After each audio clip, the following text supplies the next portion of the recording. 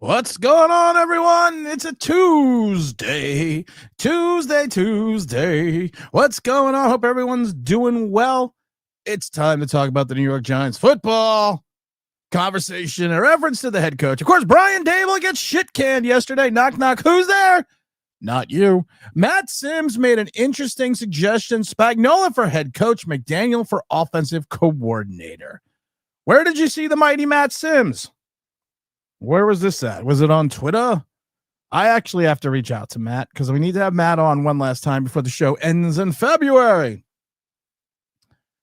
I got a little every once in a while recently, not recently, but every once in a while. We used to get a lot more information because there was a lot of leaks on the SSS Gettleman. But the Shane regime has always been kind of tight-lipped in reference to information, but we got a little information. And it's from the same source that we have gotten accurate information from before. And I'm debating, and it's not verified, but this guy has been right. Every time he has given us information and we have said it, this guy has been right on the money. So the information that he has, I think we'll talk about it in a little bit. But I think I will discuss it because I do think it's very interesting, and I actually do think that it's stuff that we need to look at, in an easy way to look at that. But we of course, Brian Daboll, we are 24 plus hours after the firing of Brian Daboll. They have the pictures in the New York Post of Brian Daboll out in the snow in front of his house. I think that's kind of fucked up. You just get fired.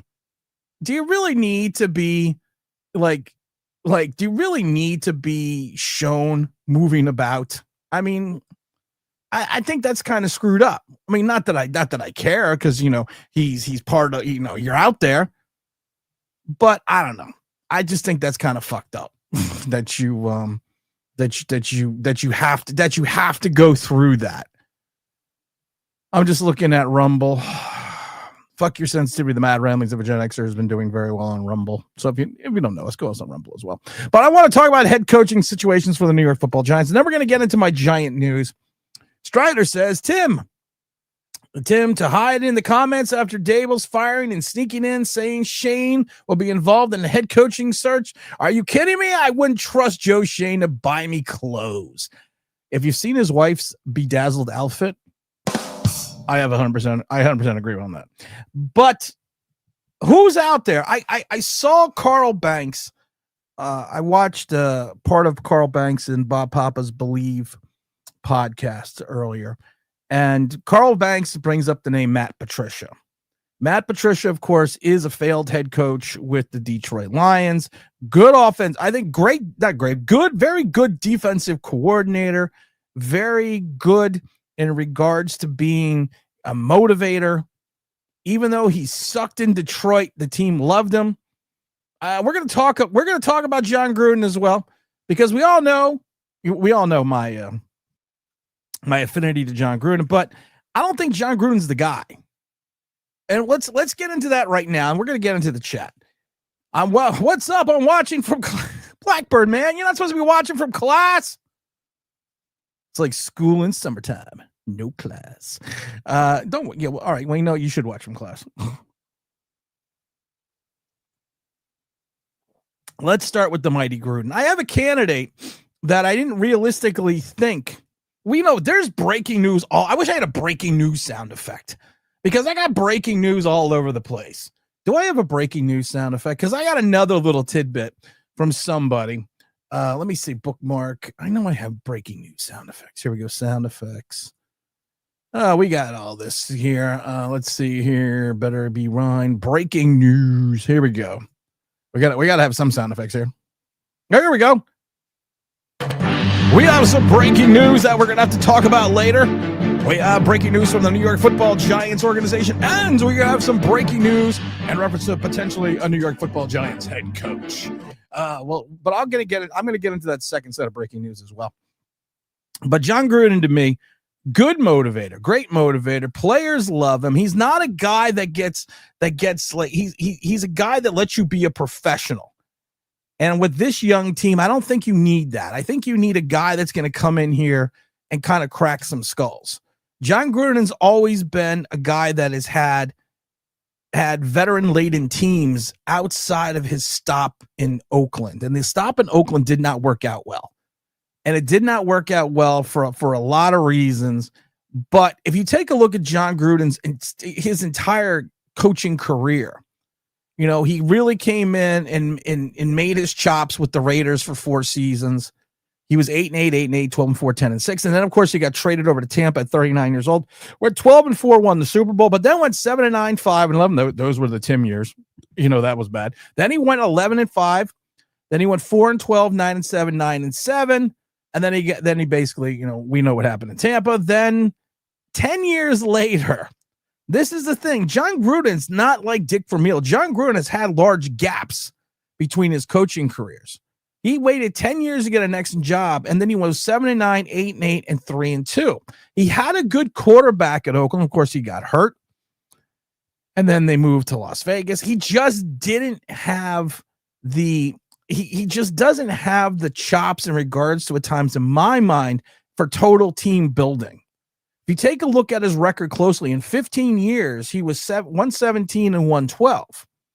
And I thought it was funny because I had to remind people he was only 2 games over 500 in Tampa with a very good Tampa team that should have at least contended 2 years after their Super Bowl, but they did not. And he was 57 and 55. And there was a lot of players that he lost and referenced in the locker room on that 7-9 and 5-11 season. Because I was there, I can tell you this. But he's still a good motivating coach, but he's also a guy that in 15 years only has a winning record 6 times. He's got a total record total winning percentage of, you know, 0.511, but 5. So he's barely over 500. He is not, in my mind, a guy that can come in and build a team from scratch. And if you go with Jon Gruden, you're going with the fact that he likes Jackson Dart. But does that mean that's Jackson Dart? He's Jackson Dart's guy. I mean, does that what that mean? I don't know. I can't tell you. But I just, to me, Jon Gruden's going to want more control, like he had in Oakland, and I don't think Shane's going to give that up. Shane, I think, is going to be a guy that is going to have somebody like a Daboll who's not going to overly concern Shane with being questioned on things and the way things are done. Like Daboll, I think Shane is a guy that does not like to be challenged. That's what the whole situation happened with Wink Martindale. So I kind of think that Gruden, in my mind, that volatile personality that has probably calmed down over the years, you know, because you're looking at a guy now that's what is Gruden? Gruden's what, 62 now? I think Gruden's around 62. So you're going to have a guy that just doesn't fit the mold right now. That's just my fault. Giant goofballs say, am I crazy for saying this? The right coach, I would trade away a top pick, even if it isn't a coach like John Harbaugh or Mike Tomlin worth a pick, being tired of embarrassed by this team. It's not crazy. Tampa did it. Tampa did it for Gruden. I wouldn't mind trading a pick for a Mike Tomlin. I remember when like I said, I was there in Tampa when Mike Tomlin was the defensive back coach. I think he's a leader of men, and he is a builder of organizations. Tomlin, all he does is win.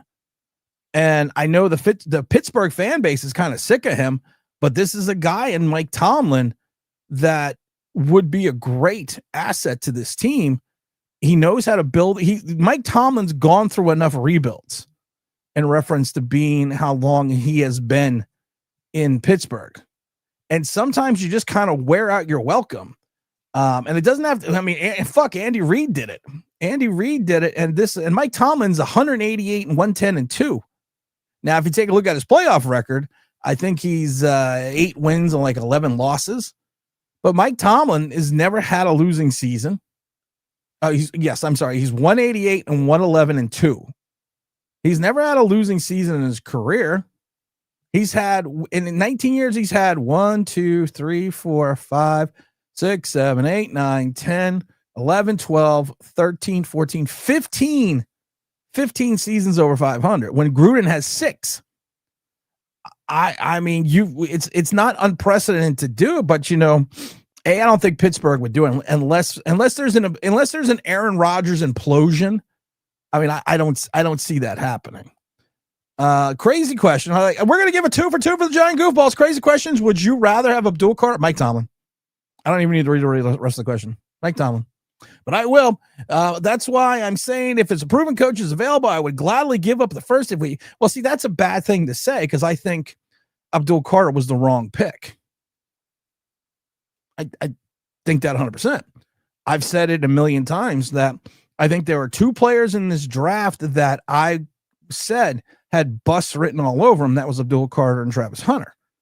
And I said, I didn't want the Giants to pick either one of them. I wanted to trade down and get Tyler Warren, still grab your quarterback and still have my extra pick and have extra picks because I don't think Abdul Carter is going to be anything special in this league. I think he should be a designated Bryce Huff type player. And I've said this a million times over and over again. But I'm going to get to my other breaking news first. Let's go to my other breaking news before I go to my breaking giant news. Hold on, wait a minute.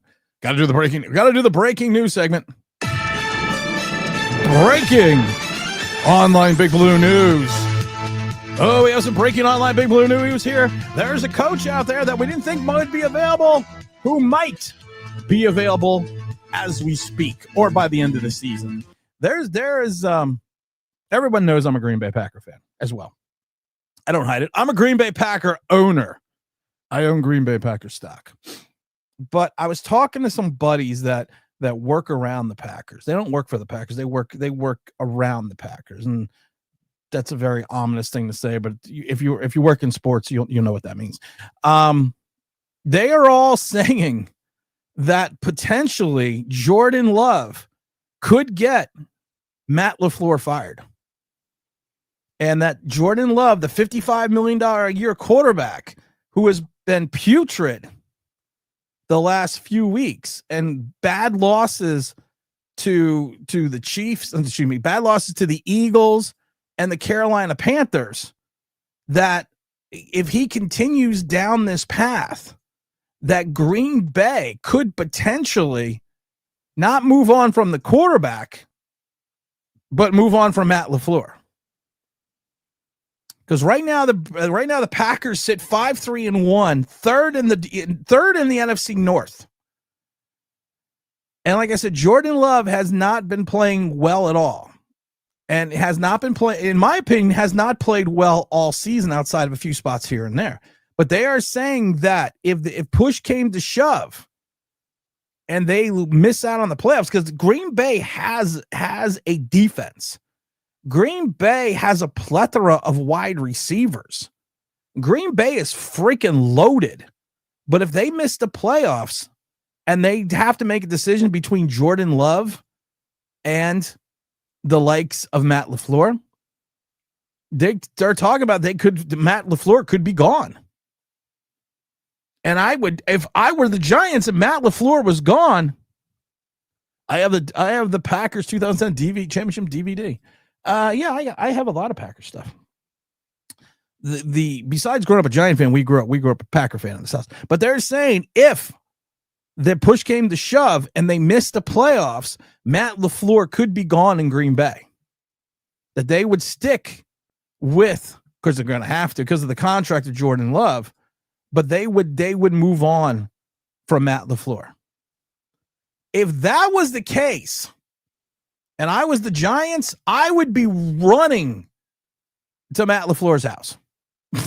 I would be running. I think I don't remember. I don't even know where Matt LaFleur is, but this is a guy that's 72-36-1 and 109 games in 7 years. This is a guy that all he can't, he has some problems getting into playoffs, but he's 3-5 in the playoffs. But this is playoffs. This is a guy that all he does is win.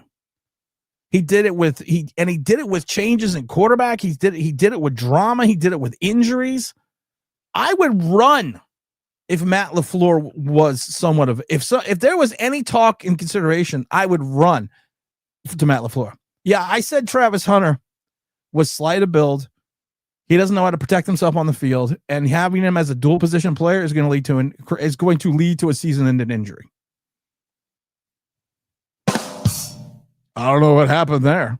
And I said Abdul Carr, unless you use him as a situational pass rusher, was basically going to be Bryce Huff. Not Jets Bryce Huff. Eagles Bryce Huff. It ain't easy being me.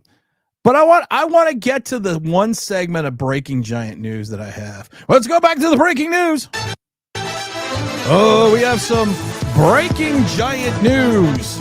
And I want to talk to everyone about this breaking giant news because it's something that could be of interest of everyone in Giant Land. Like I mentioned, we have a friend that gives us, every once in a while, he funnels us some news. And I think the 6 or 7 pieces of news that he has given us have come to fruition every single time. And I think that this was an interesting piece of news. And usually I'll try to verify the information before I give it out. But I think this information is pretty, I'm not going to say non-verifiable, but I had mentioned yesterday that in my mind, there is no way you can have a lame duck general manager and have that general manager not only search for your new head coach after he picked the last one, but also run your draft. And he told me today, do not be surprised within the next month or so that there is not at least 1 to 2 year extension on the Joe Schoen contract. That's what he told me. Take it for what it's worth, but this was the same guy that told us that Matt Rule wasn't coming here. Same guy that told us they weren't going to pass on Andrew Thomas. Same guy that told us they were going to sign Blake Martinez. And he is telling me again that the New York Football Giants, in their infinite wisdom, within the next month or so, before the end of the season, will extend the contract of Joe Schoen. If I was a betting man, actually, I was right about Malik Willis. How many wins did Malik Willis have last year? 4. Matt LaFleur came out and said the Packers do not make the playoffs without Malik Willis. I told everyone that Malik Willis was going to have to sit an entire year, if not 2, before he was ready to play in the NFL. So your idiocy and stupidity is just totally abound because you don't listen because you're probably a fucking moron. Get nothing. You lose. Good day, sir. And he went into timeout. But they're saying that there will be an extension for Joe Schoen. Mark it down. Like I said, if I was a betting man, you know what I would do on that bet? I would go to the mighty FanDuel.com. FanDuel, of course, brings you online Big Blue, New York Giants Straight Talk. Bet $5 to get $150 back in bonus bets if you bet on the NFL. FanDuel's got it all. FanDuel's got casino games, fantasy, racing, research, TV, everything you need. Join the #1 sports book. Join the craze. Join the nation. The app is super easy. I love the FanDuel app. I've actually become a fan of FanDuel TV. It talks about everything.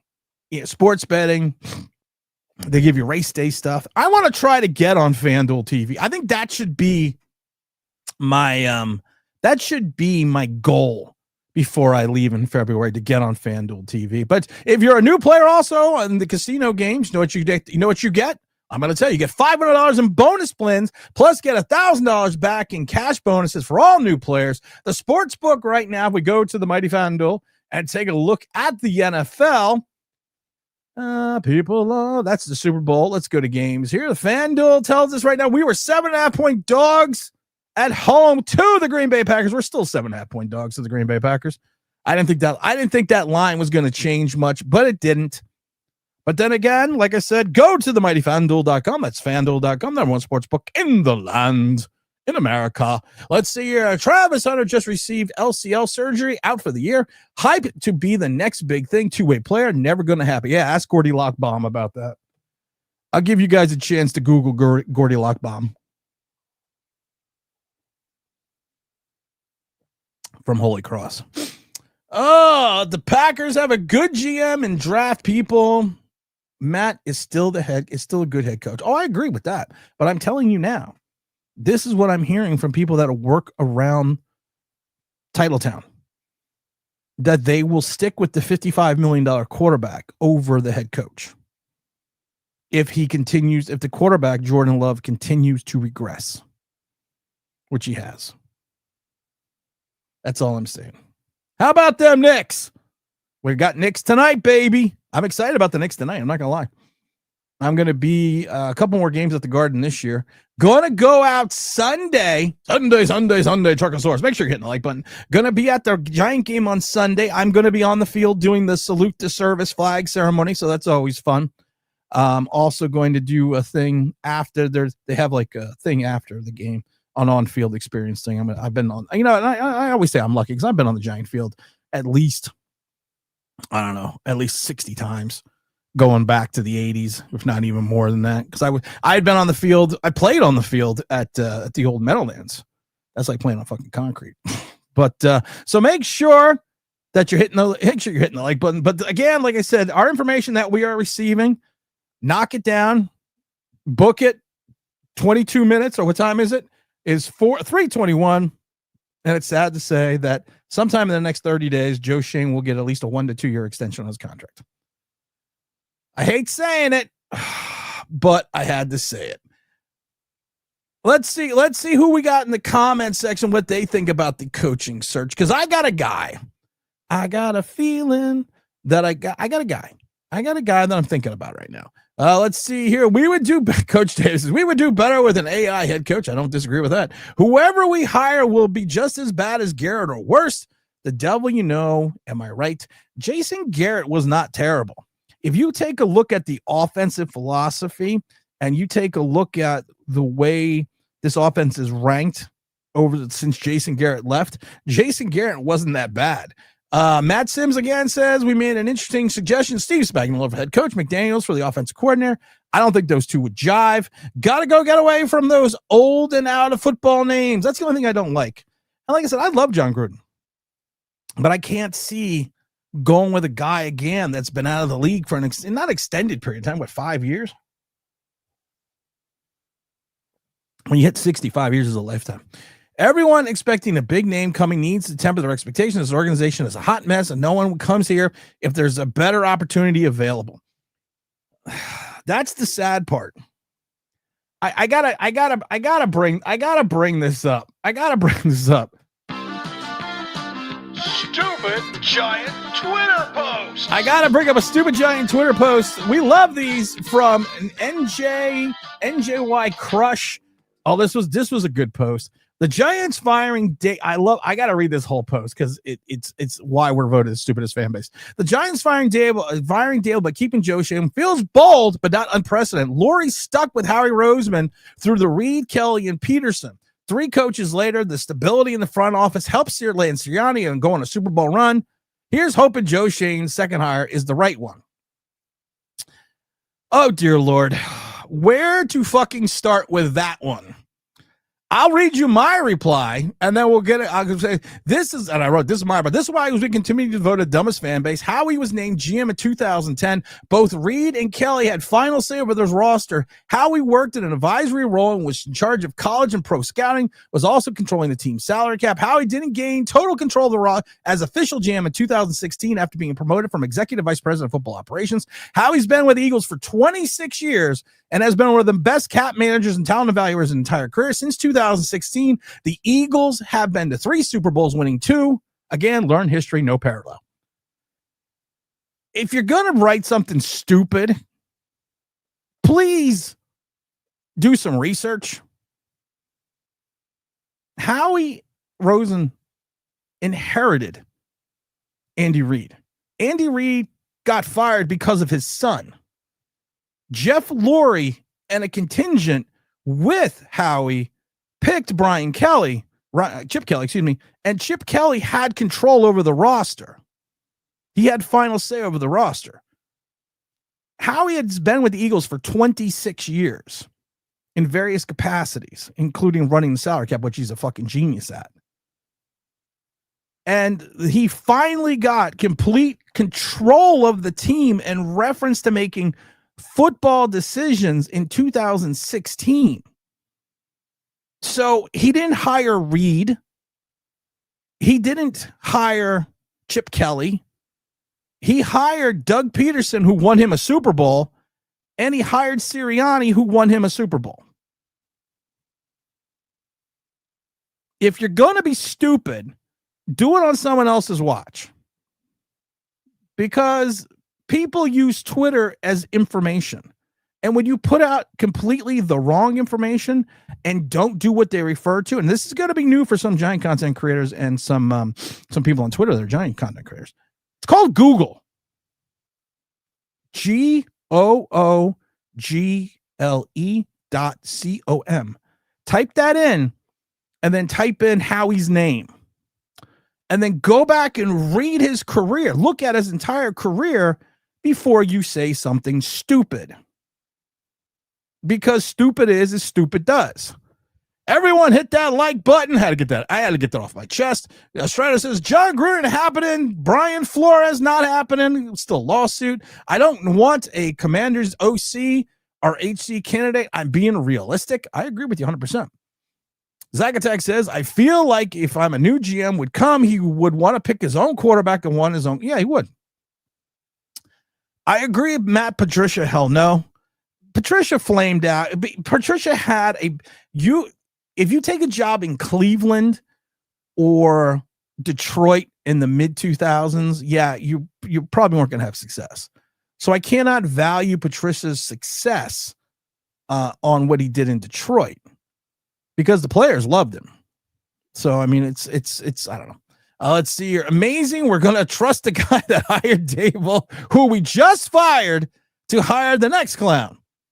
That's what I'm telling you right now. Breaking giant news. This is from a source that is in and around East Rutherford, who has given us information before, who has been 110% correct on this information, that Joe Schoen within the next 30 days will get either a 1 to 2 year extension.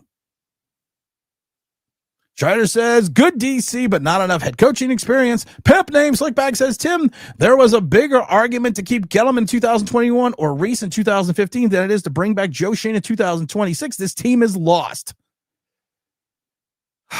You're right. I'm not going to sit there and tell you you're wrong because you're right. You're 100% right. There's going to be a Toy Story 5.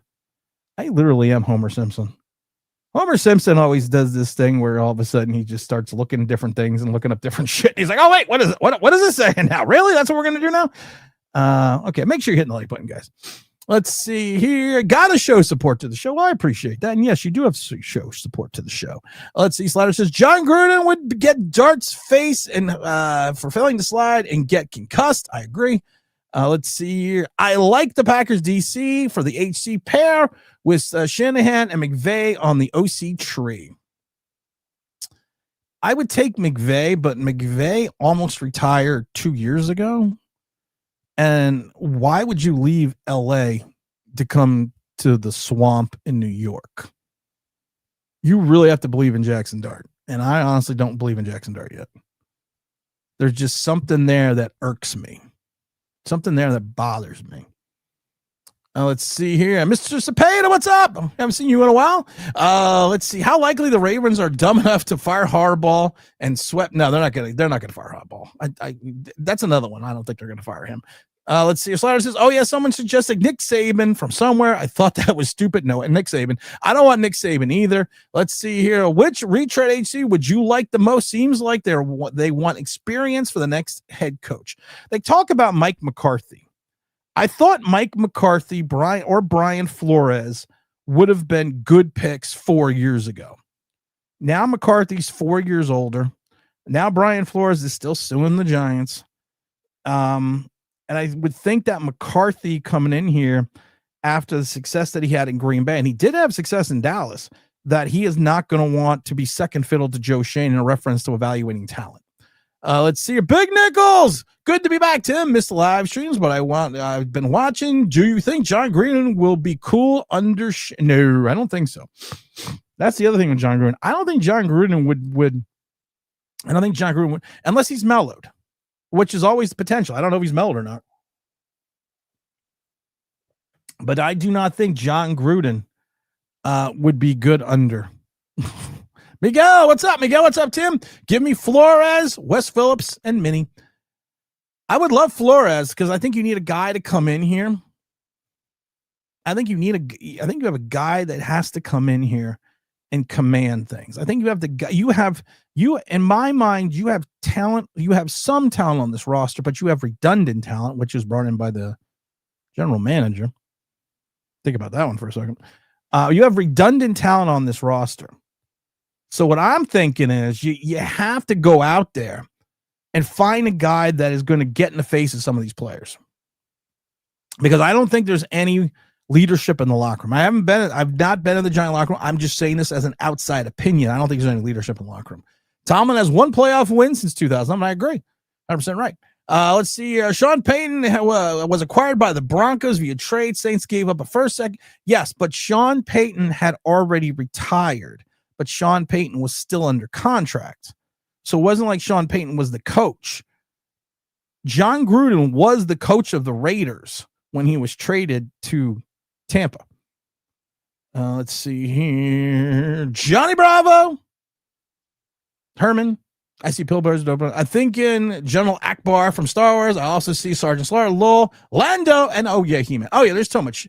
We got so much shit. There's Billy D. I got two Billy Ds. I got a Colt 45 Billy D, because you got to have Colt 45 Billy D. I got the guys from Boondock Saints on the other side. Bunch of giant things. Giant Bravo. That is the original monster, trash compactor monster from the original Star Wars Death Star toy from 1977. On the far end is my Cowboys helmet. Somewhere in there is my limited edition Philadelphia Soul helmet, championship helmet. It was only given out to people that worked in the Soul organization at that time. And I got my Super Bowl helmet, and there's Tupac, and there's a whole bunch of shit flying out there. Blackbird says Tomlin has been a winner. He is, but I just don't see him doing that. Let's see here. What's up, B. Will? Joe Shane has to be an inappropriate email somewhere. Someone please leak it. I look at his drafts. I look at his free agency. I look at his trades, and I look at the state of the Giants in regards to everything. And I don't see it. And I'm trying my best to figure it out, but I don't see what these people are seeing in reference to the Giants. I mean, like the free agent signings this year, Russell Wilson, we had to have Russell Wilson, Deontay Jones, we had Aaron Stinney, Zach. Does everyone remember Zach Pasquale? I don't think Zach does. Little Jordan Humphreys was here. Greg Van Roten re-signed. I mean, there was, what about the big ones? Paulson Adebo and Holland have been horrid. And then you gave $36 million to Darius Slayton. And has anyone seen Chauncey Golston? Can we get don't forget he signed James Hudson III. I love it. There are so many what about Roy Robertson Harris? There are so many bad signings and bad re-signings just this year alone that it makes you kind of want to vomit. But now this guy is in charge again. Bleep Nix, the doctor. Bleep Nix, fuck the next doctor. You mean Dr. J? Because I like Dr. J because he used to be with the New York Nets. I don't trust his organization, says Nick. Neither do I. Let's see. You are the ringleader of the dumbest fan base. Yeah, I am. I am the ringleader of the dumbest fan base, which is nothing wrong with that. See, listen, you don't get when you say something stupid like Jean did. We'll call. I'm going to call him Jean. We're going to call him Jean. You still get to come back. Still get to come back and say stupid things. Nichols says Giants need to do this Tibbs style and hire and build on a winning culture, and then when they reach their ceiling, you get a coach to get you over the hump. The problem is every time we try to find talent, we never do. Hit the like buttons. And Mr. Weaver, what's going on, brother? Everyone's saying Rink was right. People lead to forget that he rushed it 100% of the time, and the team would convert like a crazy third down because they expected a blitz on 3rd and 15. Let's see here. I can confirm about Shane. Heard the same. Yeah, this is a guy that I got the information from. That he's a guy. And I hope he retires one day because he still does stuff for the NFL. So he can't really. And I would have to bring the show back. I would love to have him on. We got a big Packer guest coming on Thursday. We're doing a pre-recorded pod on Thursday. I'm not going to say who yet because I don't want to, just in case it falls through. But we got a big time Packer guest coming on to talk about Packers and Giants, and that'll be. I'm recording that Thursday at 1. So that might come out. I might drop it Thursday night. But this is a guy I've talked to numerous times. And like I said, he told me, and we did a whole video about it, that Matt Rule was not leaving Carolina, that Giants would not pass, and go, but you can watch all these videos, would not pass on Andrew Thomas. That if Andrew Thomas was sitting there, the Giants will select him. Told us that Blake Martinez was coming here. Told us and gave us the dollar figure. Told us that Leonard Williams wanted Aaron Donald money. And then a week after we said that, his agent came out and said he wanted Aaron Donald money. And there was a bunch of other stuff that he told us about. But he's saying, yes, 1 to 2 year extension because no one's going to want to come and work for a lame duck head coach. No, I wish I was. Marvin, man, I wish I was. And I wasn't going to bring it up, but he was so adamant about it. He was so driven about the fact that there will be, because I don't think he likes Joe Shane, but he was so damn adamant about it this morning that he's like, I am hearing from deep in the bowels of that building, there will be, in the next 30 days, there will be a 1 to 2 year extension for Joe Shane. And I was hoping that he was wrong. And I'm still hoping that this is one of those times when we give it information, I give it out. Hope I'm wrong. But this guy has been so accurate about all the shit that he's ever said to us that anyone that has followed this show for the last 4 years will tell you when I say this guy that I know that works around the Giants, you should all cringe.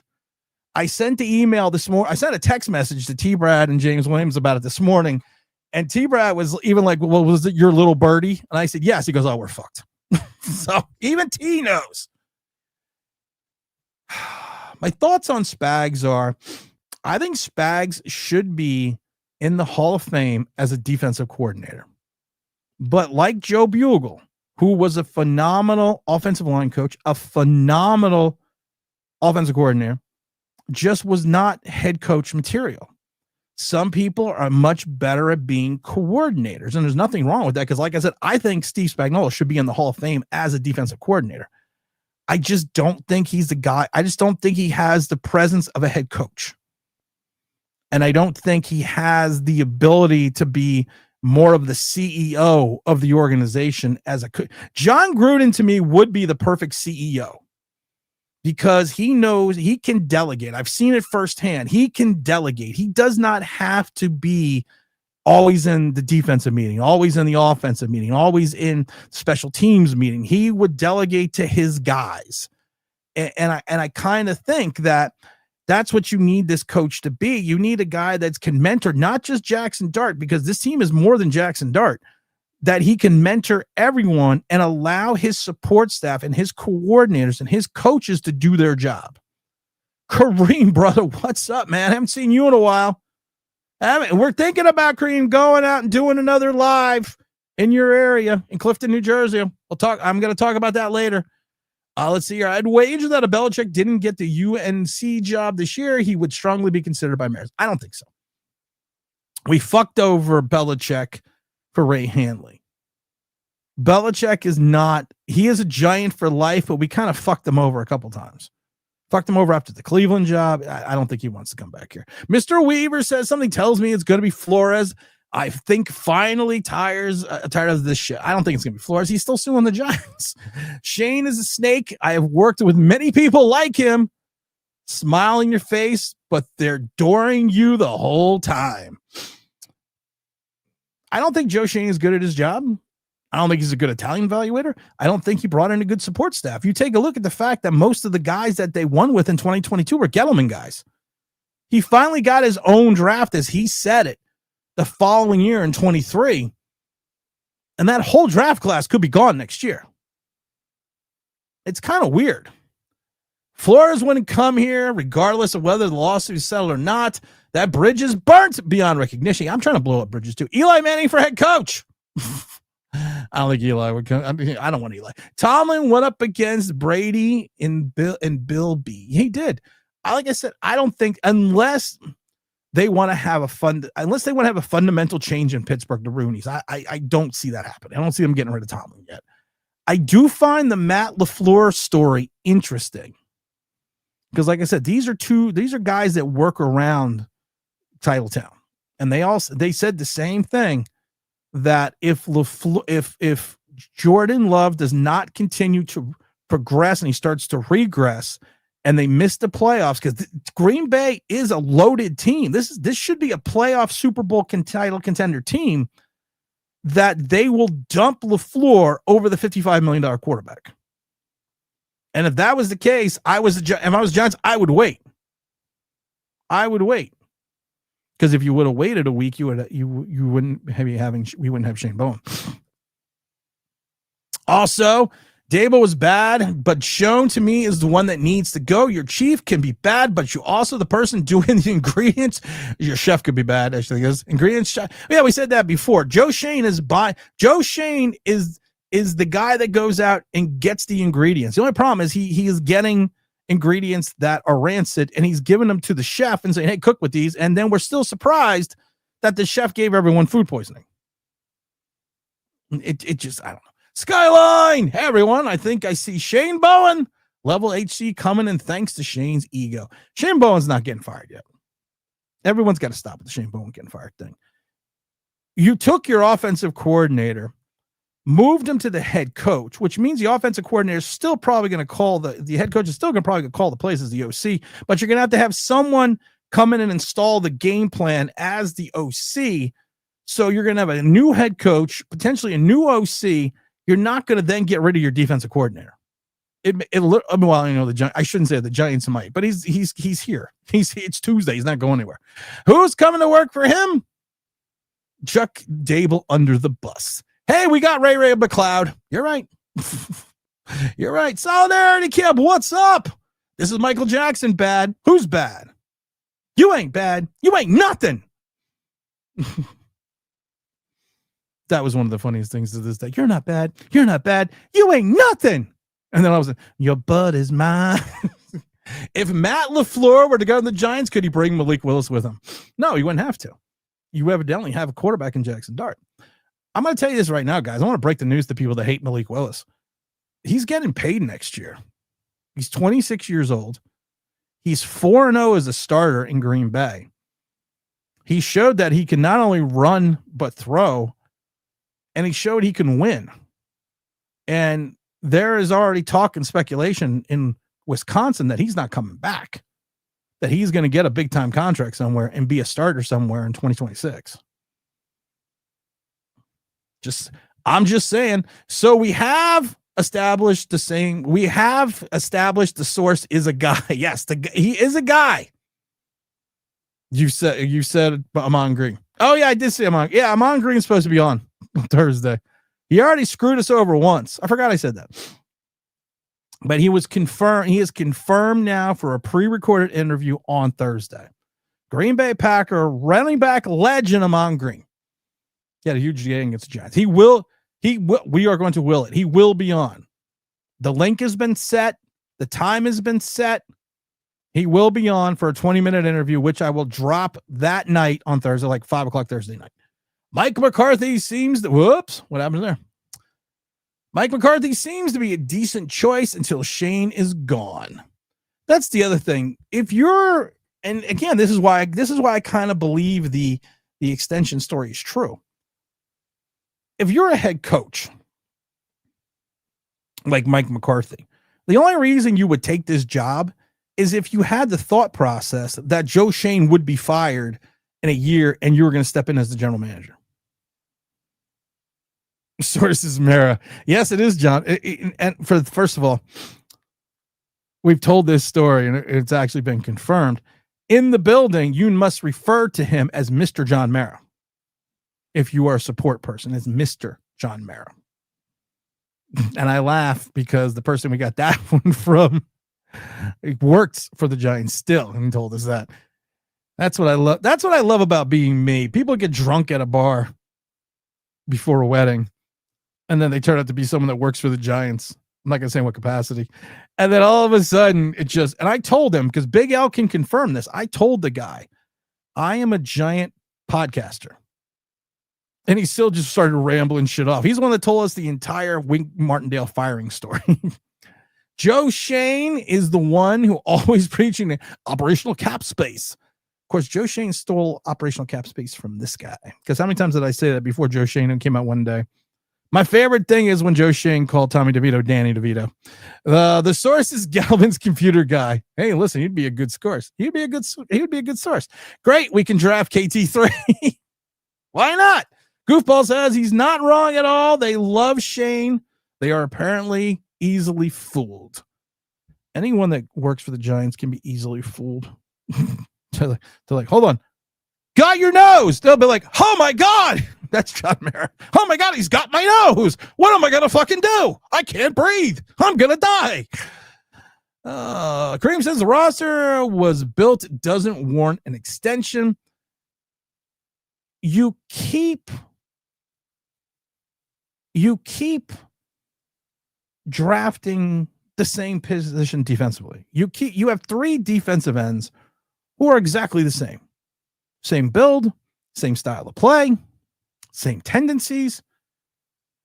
You draft a safety in a weak safety draft and take him in the second round, and your thought process is, well, he's the best safety in this draft. Doesn't mean he's good in Tyler Newton, because he's not. I kept telling people, Drew Phillips, you never take a player from Kentucky. Tell people, I tell this every single time, because they're just not that good because of the way the style of play in that division that Kentucky's in. You go out and sign a guy that leg was not fractured, was not mildly fractured, but completely broke. And it's an injury, ask Joe Theismann and other people, that you sometimes players never fully heal from.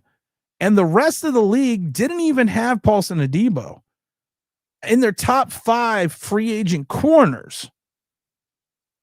And most people said that they would give him a 2-year, $20 million deal, $10 million guaranteed with an out in year 2. You give him $54 million, $36 guaranteed.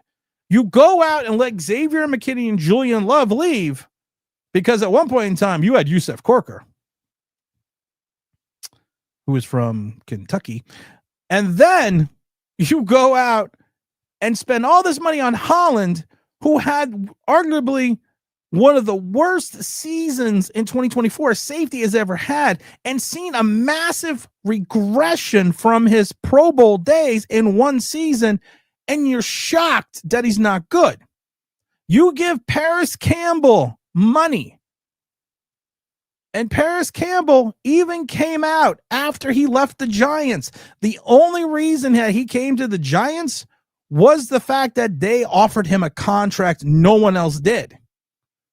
You get a tight end with bum knees who is 2 to 3 years removed from his best seasons, trade him,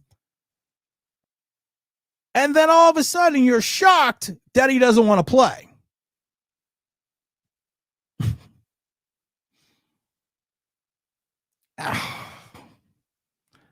Joe Shane might sign. Shane might be signed. Tim, the Bills suck this year.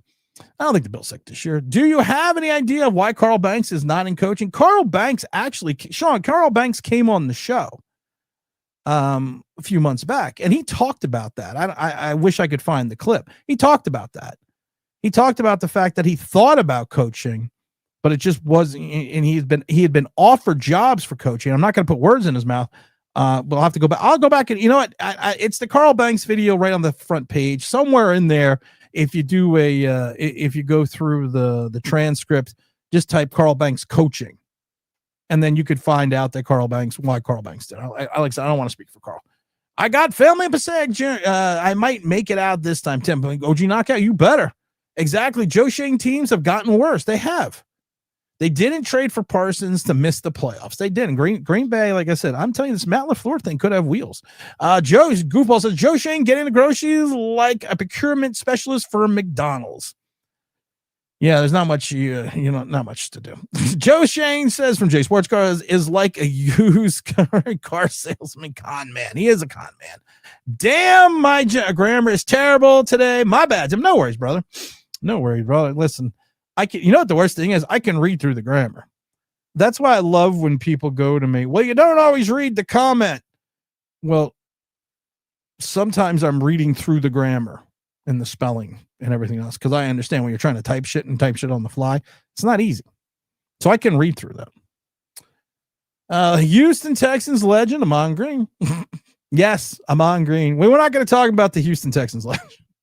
Because Amon Green was supposed to be the missing link in Houston those years, and he just wasn't. But Mr. Green did run for over 8,000 yards. It was like a 3 or 4-time Pro Bowler. Green Bay leading rusher. If he banks it on Thursday, I'm very excited. What about Mr. Steve Tisch? He's just as big of an idiot as before. Phil says, how has Shane still not addressed the fans? What an absolute coward. I don't understand that. You had a statement yesterday, and we read the statement. And as a season ticket holder, I've gotten the letter from the thing, but we read part of the statement on the channel yesterday.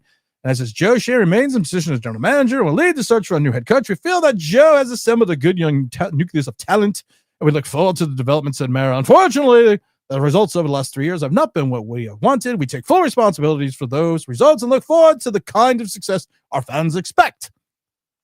Really? Because the goofball, I'm not looking at you, John Goofball, the goofball that set up this entire organization and brought in the head coach is still here. I feel like Carl Banks can lead, he can motivate, he can relate, and even skills, simple things like Shane Bowen has no clue about. Sean, I'm telling you, man, just go look up it's right on my homepage and go to the transcript and Google position coach Carl Banks, and then you'll find it. We keep drafting multiple of the same positions, but we can't find a fucking linebacker. That's what we need forever. The problem is we're not drafting linebackers. That's the problem. We're not drafting linebackers. We're drafting hybrid defensive end / linebackers. Abdul Carter is not a linebacker. We had Jerry Oslowski on, the former 10-year veteran of the Buffalo Bills offensive line starter, played with Jim Kelly and all those other, Frank Reich and all those other guys. He came on and is a huge Penn State fan. Said the same thing. He asked me, he goes, would you play Abdul Carter at linebacker? I said, no. He goes, neither would I. He goes, I would use him as a 30% of the time position, situational pass rusher. And I agreed. I said, you're right, 100%. I would do that. But you can't take a guy at 3 and use him as a situational pass rusher. I always use the stat, 28.9%.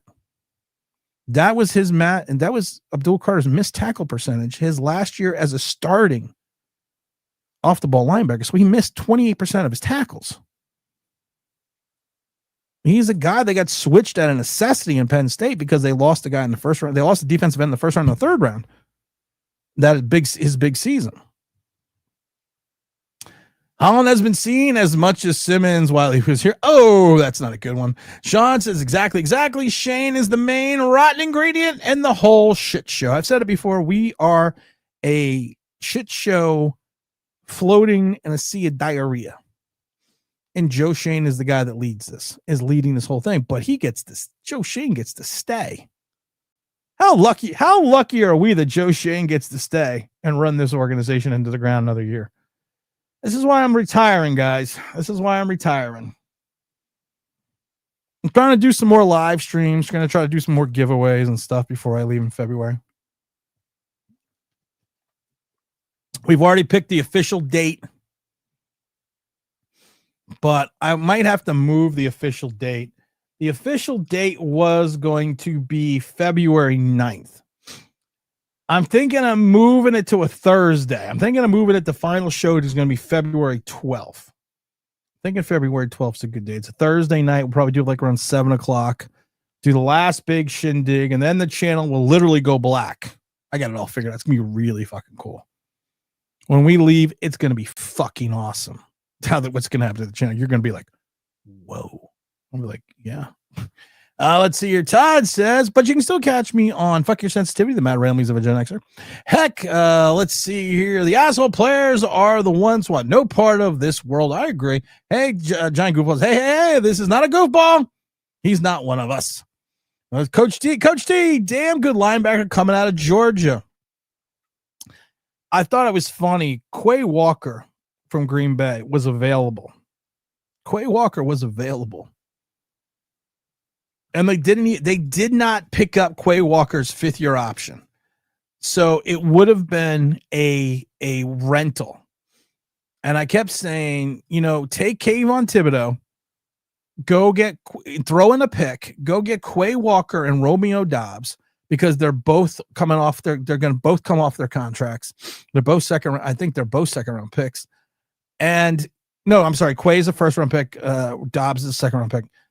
So you didn't pick up the 5th-year option. So you have an opportunity to lose Quay Walker, but he is a guy that in 9 games already has 77 tackles. He's already got, and he is a guy that's averaged over 100 tackles a year his first 3 years. And he missed 3 games in 14 and 2 games in 23. He would have fixed. He's got 418 tackles in 4 years. And this season's not even over yet. This is a guy that could have came in and made sense, because this was before the Parsons trade, that you could have just shipped his ass over to Green Bay, got someone like Romeo Doubs and Quay Walker.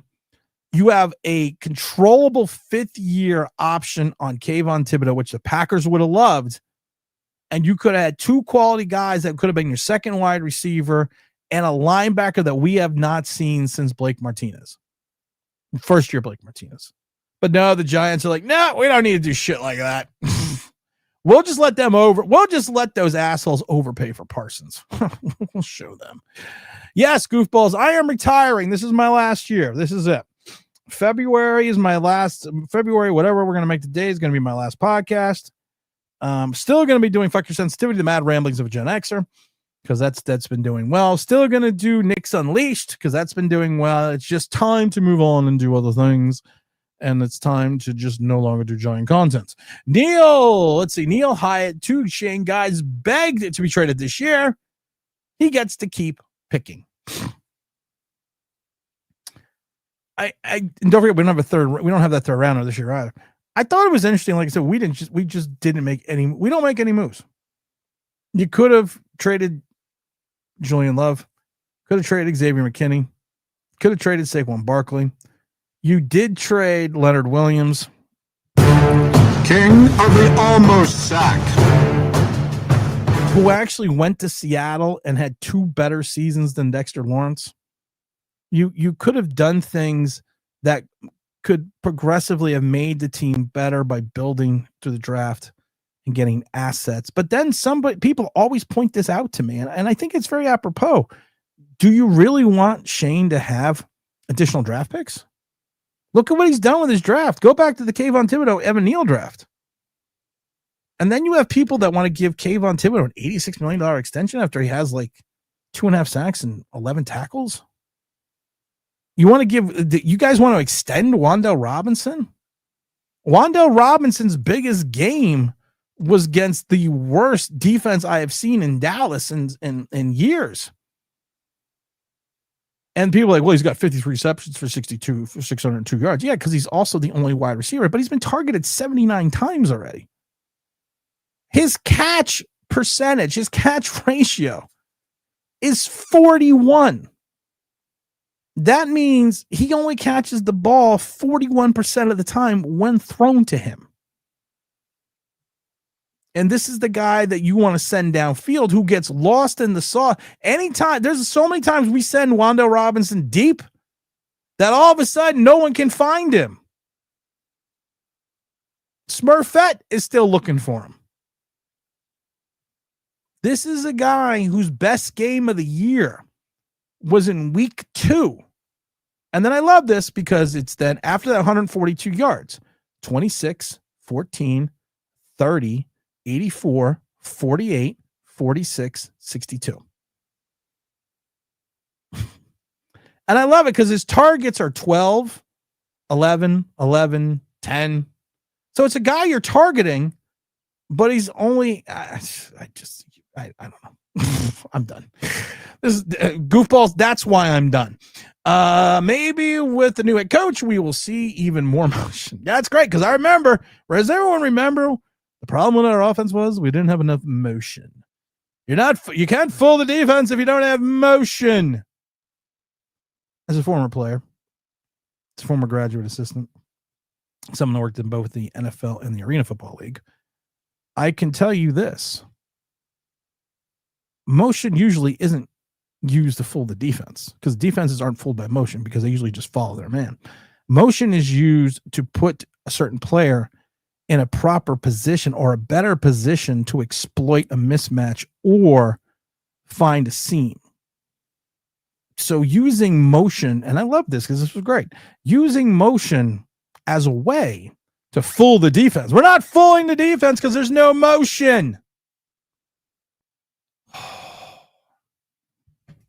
He has to be manipulating Mr. Mara. I'm really starting to think the game has passed the Giants owner and we should all sail off into the sunset with Jerry Jones. I agree. Big Dash knows. Big salute to Big Dash. Big Dash, what do you know, brother?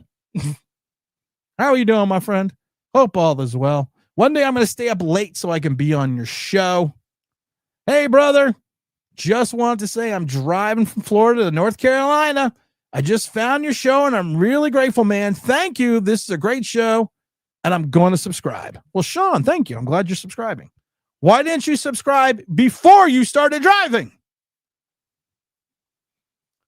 Big Dash. Do you want to come on a second if you're available? I don't know if you're available. I'll put the link in the chat. If you don't want to come on, well, screw you. Just kidding. Yeah, I'll put the link in the chat. I will put that in for the Dash or anyone else giant YouTuber out there that wants to come on. There's so many of them that want to hang out with me. I want to brag. Everyone wants to hang out with me. If anyone's doing the on-field experience for the Packers on Sunday, let me know. I would like to know. And if anyone's going to the game, I may have an extra ticket or two to do the on-field thing. And if you're in, I may just give that away. So, but if you want, email me at tim@onlineBigBlue.com, tim@onlineBigBlue.com, because I think I have 4 passes to do the on-field thing after the game. The Giants have gotten really weird with their on-field experience. They really have. As someone that's in the coaches club, you used to be able every single home game to go on the turf, on the field as a coaches club member and hang out for like 20, 30 minutes and just hang out on the field. Now what they do is they corral you and they just shuttle you through the field to the other side of the stadium. So you just get to walk on the field. Before you used to get to hang out. So this on-field experience is going to be like what it used to be in the coaches club, where you could go on the field for like 30. You can be on the field after the end of the game for like 30 minutes. And like I said, I've had the honor of being on that field at least 60 different times. So maybe if someone else is out there, and I am curious though, because we're doing the flag ceremony. We're going to be on the field for the flag ceremony and the national anthem and all that stuff. And there's 2 directions on the flag ceremony. So you can either be the people that hold the flag or the people that run with the flag, that go run through the middle of the field. Now I've been the runner, but I want to be the holder this year, because if you're the holder, you're on the away side. And I'm going to go talk to Malik Willis.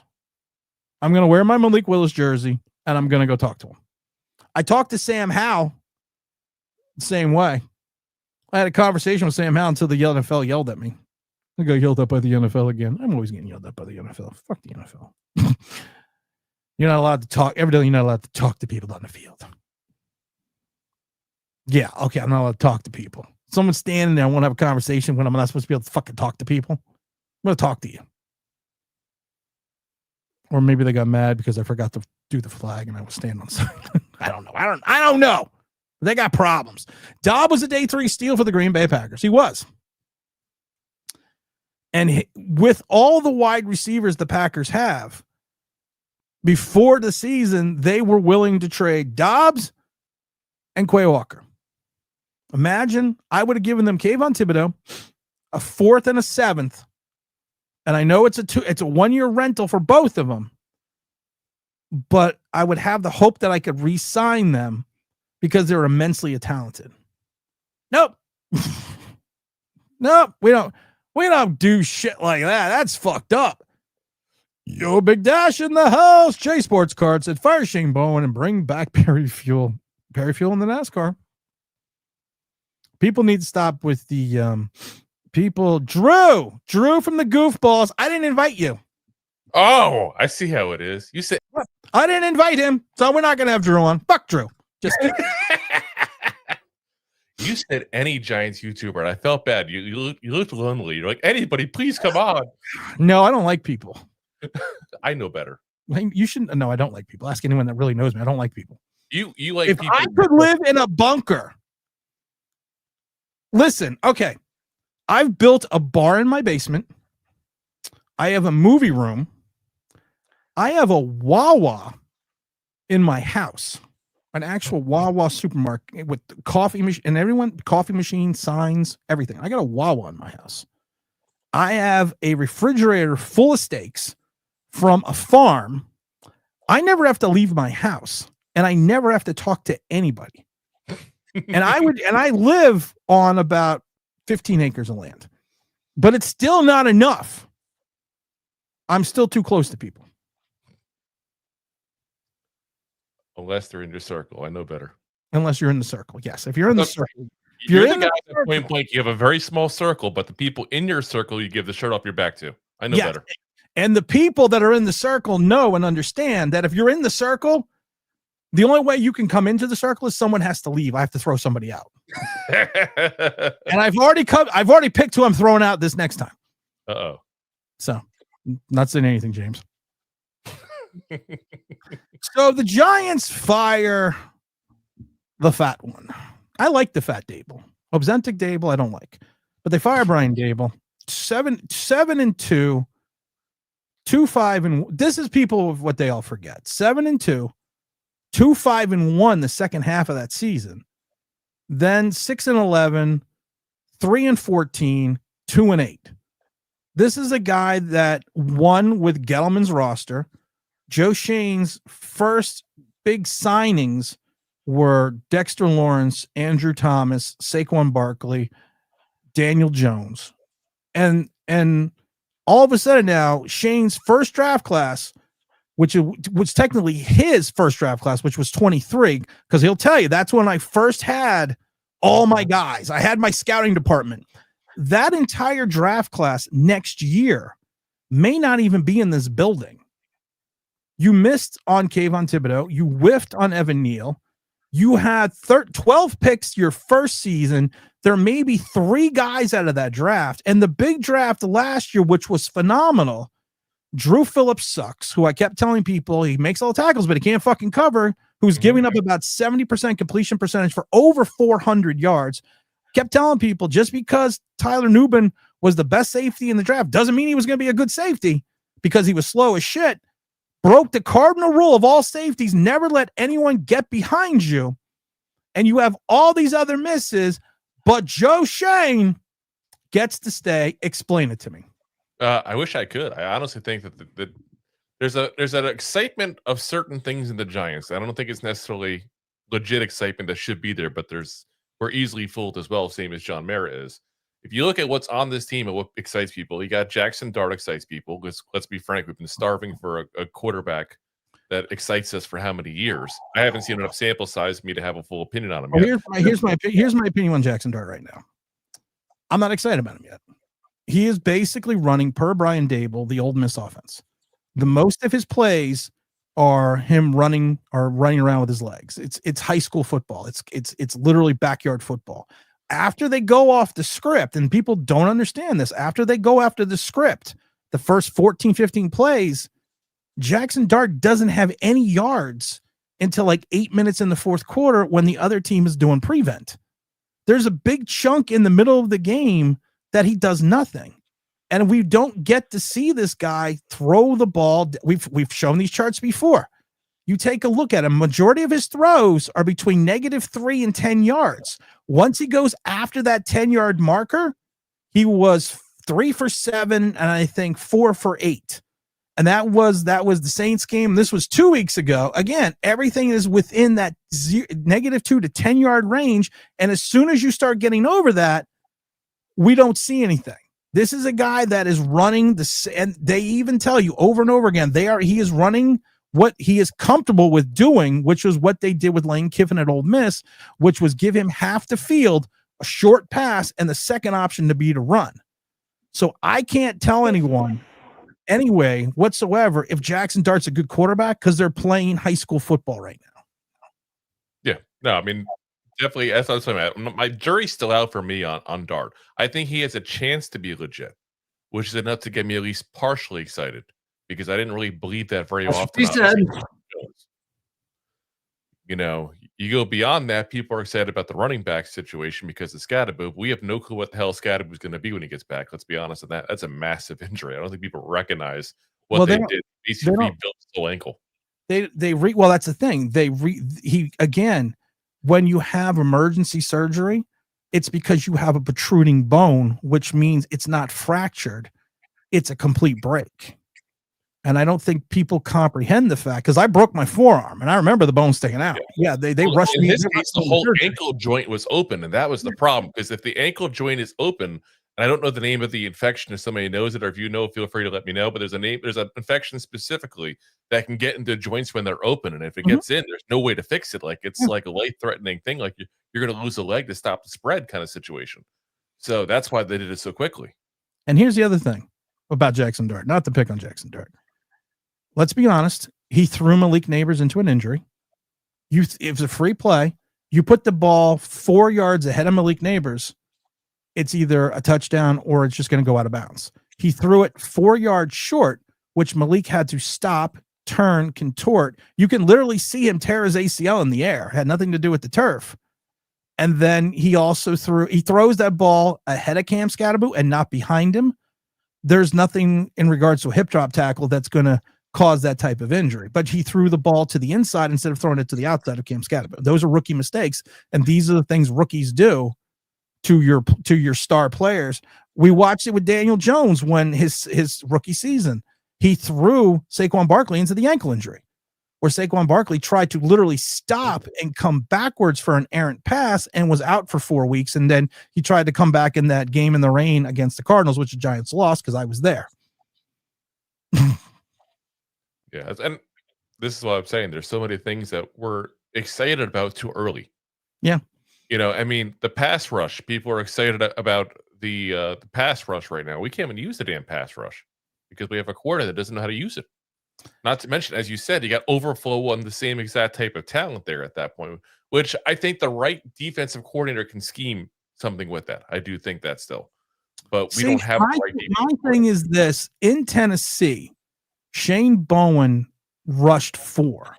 Mm-hmm. That's how he generated his rush. And he actually got to the quarterback. So you have a line, allegedly, of Dexter Lawrence, Kayvon Thibodeau, Brian Burns, and Abdul Carter. You would think that those guys could rush the passer. I don't think the issue is that the pass rush isn't getting there.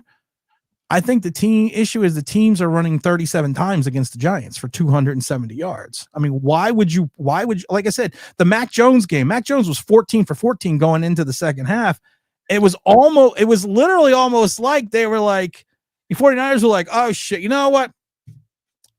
Second half, we should try throwing once or twice. He only completed 5 passes in the second half because there was no need because they rushed for 272 yards.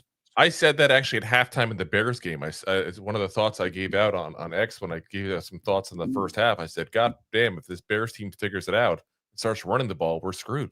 Which they did. Because you saw they're getting 5 yards to carry, but they only had like 10 rushes the whole first half or something. So they're really low. I don't have the numbers in front of me here. But you know, that's an issue. And I think part of the issue with the pass rush not getting there is the coverage as well. Well, we've said this before on this show a million times, and as someone that's, like I said, that's coached and been in the league, a good pass rush can equalize a poor secondary because you are limiting the time in coverage, just like a good secondary can compensate for a bad pass rush.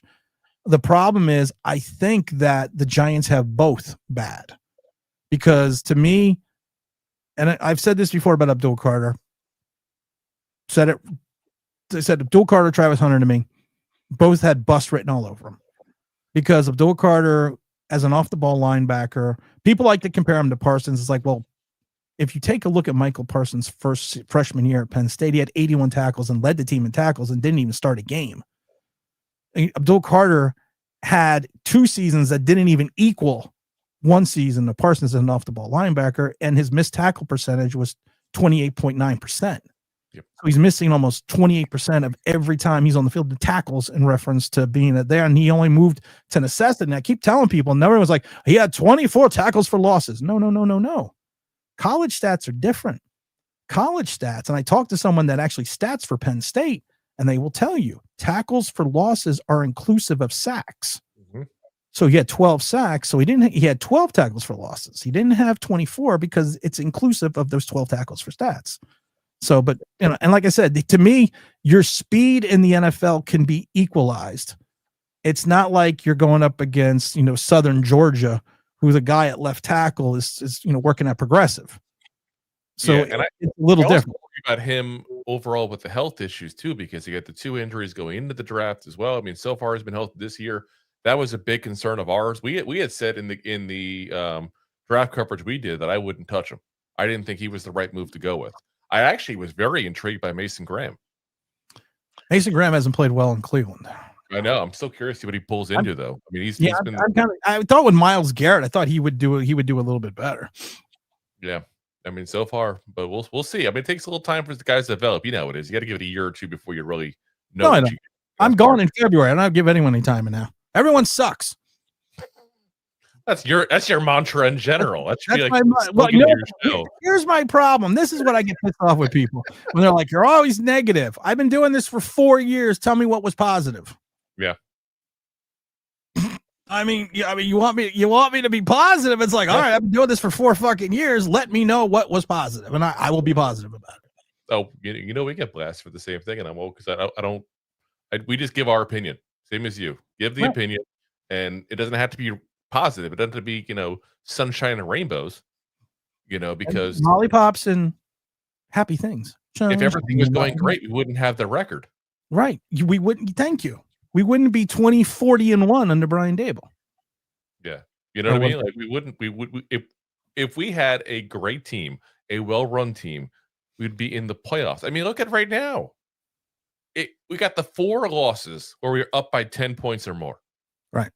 If you go ahead and let's say 3 of those, let's say we blow one of them, because that's possible. It's not a guaranteed win when you're up by 10 points. Let's say we blow one of them. We're a 500 team right now. But the problem is we didn't blow these in the fourth quarter. We blew a lot of these games with under 2 minutes left. Yeah. I mean, if you go back to Eli Manning's last year starting under Pat Shurmur, we've said this before.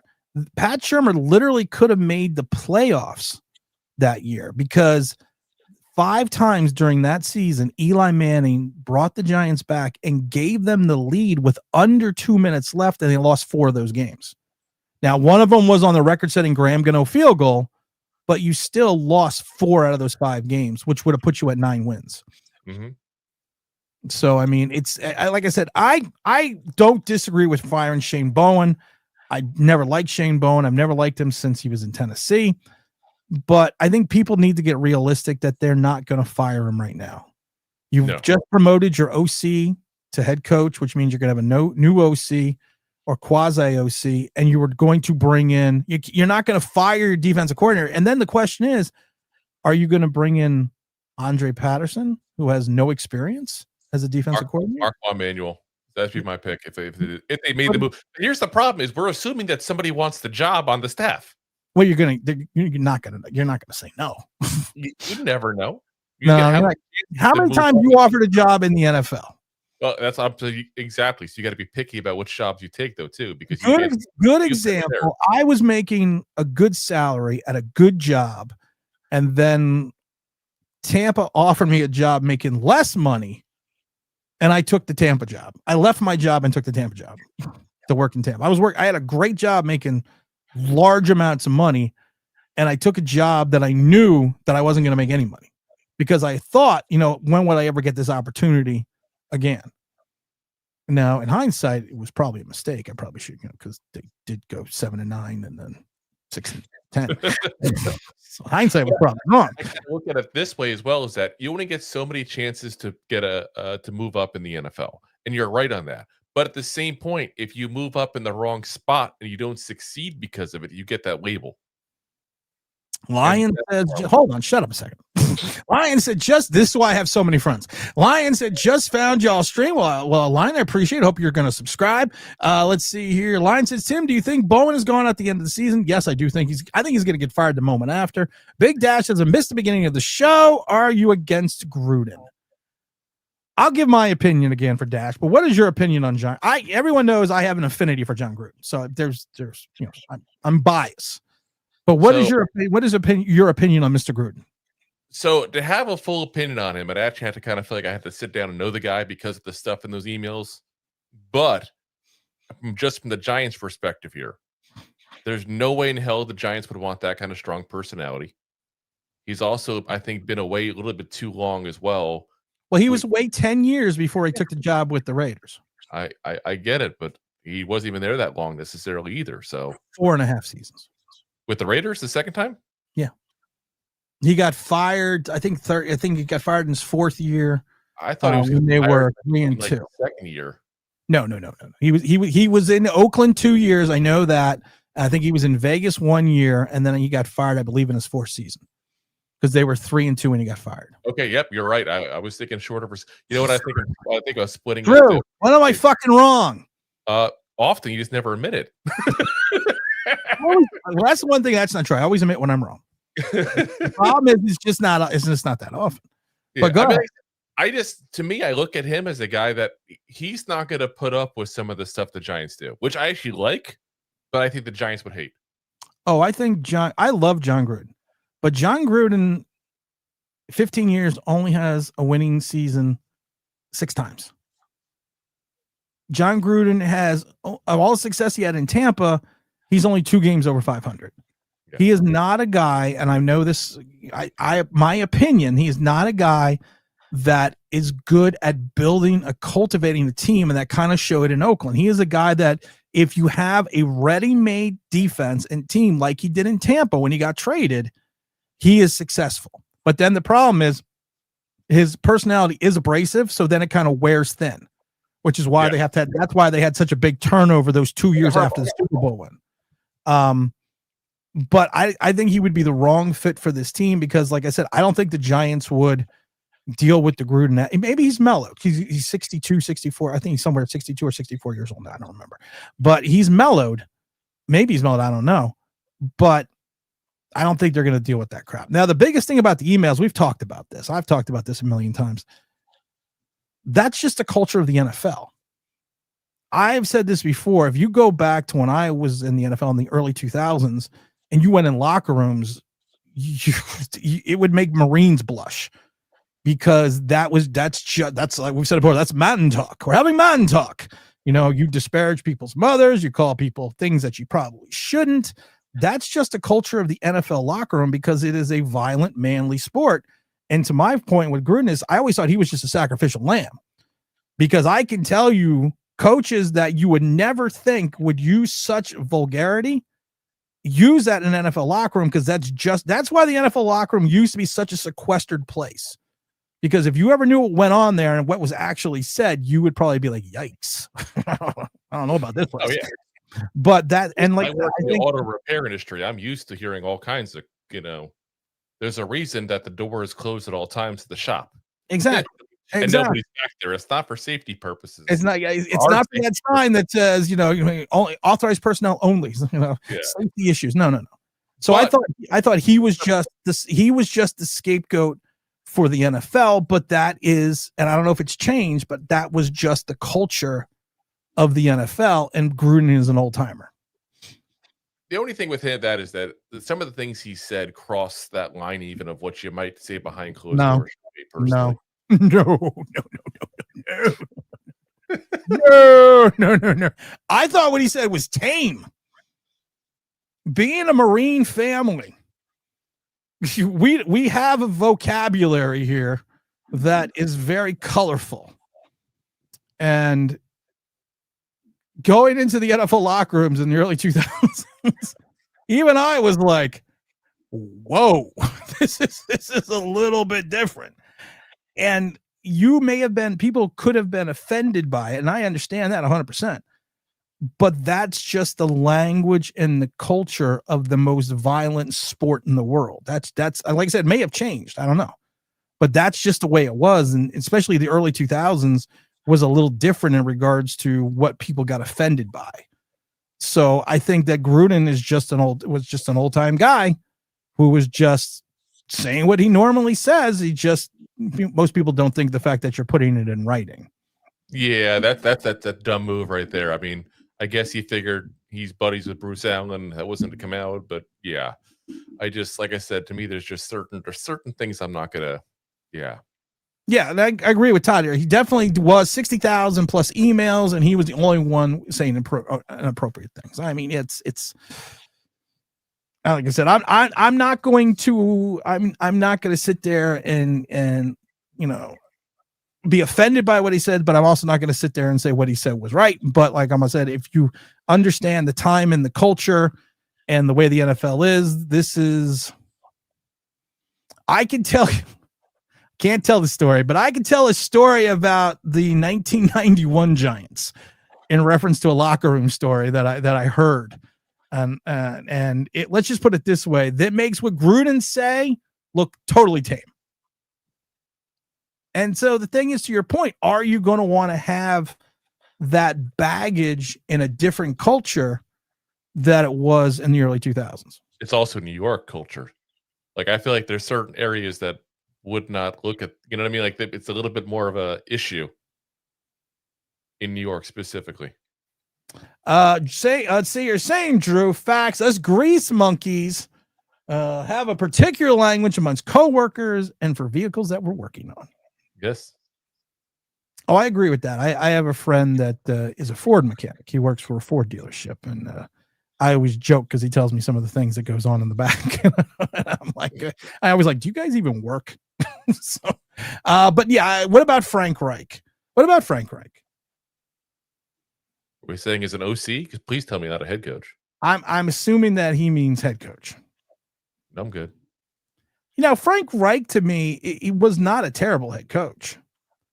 I mean, he was a guy that, again, I think a lot of it was circumstance in reference to the situations that he was in. Frank Reich, I believe, I don't remember, but I believe Frank Reich does he have a winning record as a head coach? I think he has, or he either has a winning record or he's a couple games below 500. And he had it was that season in Carolina where he went 1-10. I think he went 1-10-1. 1-10, yeah. That everyone remembers. But you got to remember, in Indianapolis, he was like 10. I think he had 10 wins, then like 11 wins, then 9 wins, then like 7 wins, and then he got fired in 22, I think it was. And he was under 500. He was like either 3-6 or 3-5. I don't remember. But it was 33-1 with the Colts, 1-10 with the Panthers. Okay, there you go. So he did have a winning record with the India, but just under first career because of Carolina. Because of the 1-10-1 situation. Yes, I do remember. Yep. Okay. I mean, he's a guy that, he's a guy that to me doesn't have any heat. I mean, I think if you're going to pick, my opinion, this was my opinion before even Brian Daboll, that I wanted Brian Flores because I thought Brian Flores brought in some heat to the name. And he was a guy in Miami that last season that Miami just fucking traded everyone away. And Brian Flores says, well, fuck you, I'm going to win anyways. So, which is what he did. But he had lost the locker room for being too much of a disciplinarian. Yeah. Now, I think especially the way the Giants were in 2022, I think that's the kind of guy they needed. And I still think that's the kind of guy they need now, someone that's going to come in here and kind of and Neighbors to me is a prima donna. Abdul Carter, we already know is a prima donna. Mhm. Yvonne Thibodeau is a prima donna. You have a lot of guys that are a lot of flash and not a lot of substance. And I think he would have called those guys out and maybe help straighten out the locker room a little bit. Yeah. I still think he can come over here too as well. I know the lawsuit thing's going on. You know just as well as I do that people settle out of court all the time, and next thing you know, things go away when they want to actually do work together. That happens. That's not unusual.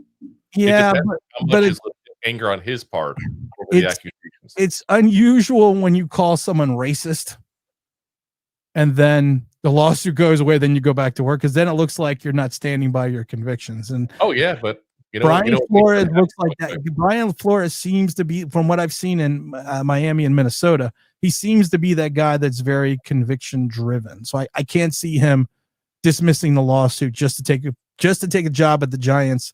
I think if Brian Flores thinks you're a racist, even if you're not, I think Brian Flores thinks you're a racist.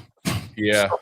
No, I don't disagree there. What I was kind of thinking in my head is, because I really like the idea of Brian Flores. If it wasn't for that situation, I'd be like, okay, let's just get him going here. But I think if you got him and or somehow able to get Josh McCown, who's now the quarterback coach over from the Vikings, get him over as the OC, that's a good 1-2 combo to start off there.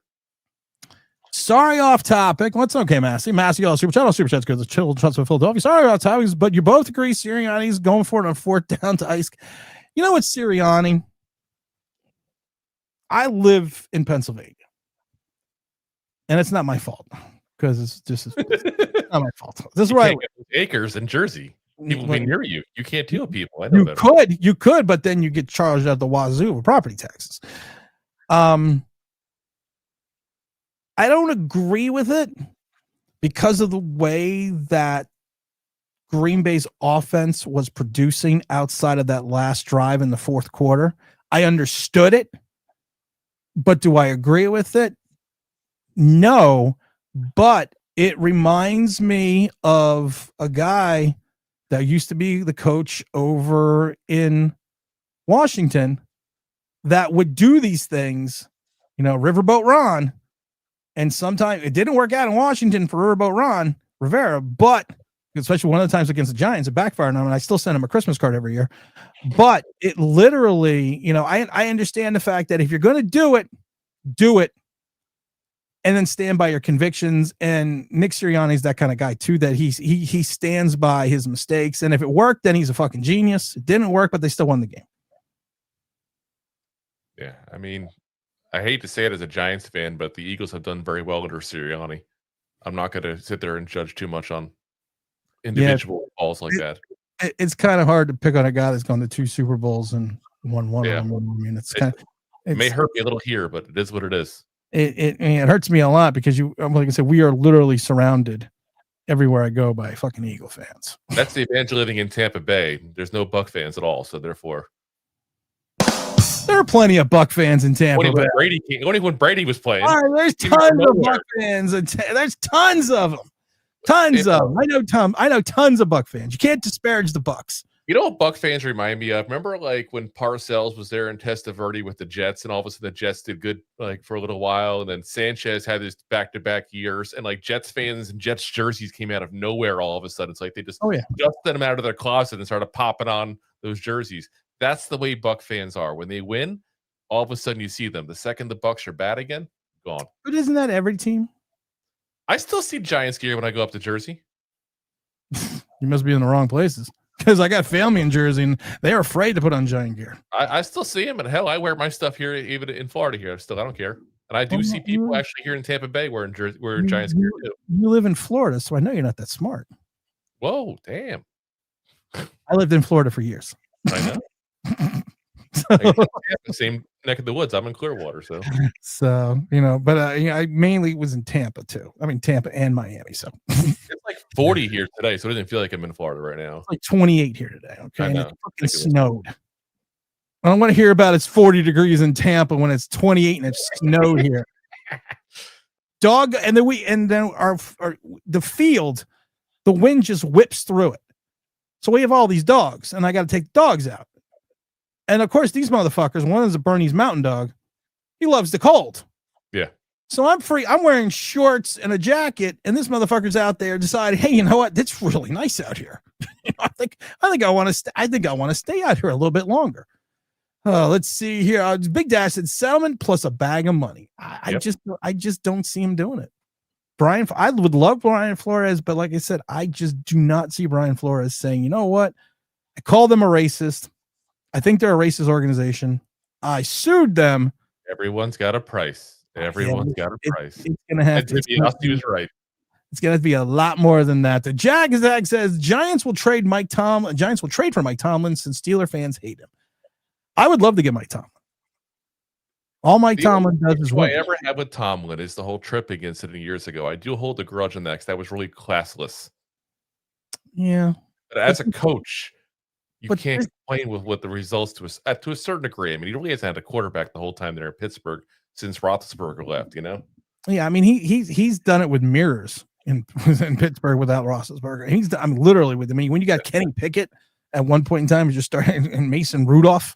Yeah, that's what I'm saying. Like again, we're still trying to figure out what Jackson Dart is, but Jackson Dart could be the best quarterback he's seen since Ben Roethlisberger. I mean, minus the ghost of Aaron Rodgers he has right now, but you know, like that's what he's been working with and still winning. I think the ghost of Aaron Rodgers is actually coming around because I think Aaron Rodgers might have died, and this is his spirit because I think his spirit sucks. Just in time for the Christmas Carol. Yeah, that's what I was thinking. There you go. Good job. Let's see here. Appreciated Big Moo. Who's Big Moo? He was in the comments section congratulating him with good content. James, I'm not bringing people on today, brother. I see James popping. I'm not bringing people on today. Not today. I'm talking to Drew today. So I'm gonna kick you from the studio. No guests today unless Big Dash comes off and then I'm coming on and then I'm dropping Drew. Whoa. Wow. Hey, listen, you came on. Silver medal here. You came on, man. Not my fault. Giants trade for Tomlin. Is that even possible? I think it's possible. Oh, yeah. But if you're Pittsburgh, you've had Tomlin forever. You've had Tomlin forever and a day. And you haven't won a playoff game, I think, since like 2011. Yeah, now this is a guy, again, has never had a losing record, has won 188 games. Would you do that? Would you literally think about that with Tomlin? I find it hard to believe that Pittsburgh ever wants to move away from a head coach. Well, they've had like 3 in 100 years. I'm saying, and Cowher walked away. You know, it wasn't like he was like, they were like, oh, we're done with you. You got to go. Like, he just like, I'm done. Like, then that's what they do. They hold on to guys for decades. But this is a guy that hasn't won a playoff game in years. And why you have success. Now, I've heard this from Giant fans. This is why I'm kind of bringing this up. I've heard this from Giant fans. Giant fans will tell you they would rather have the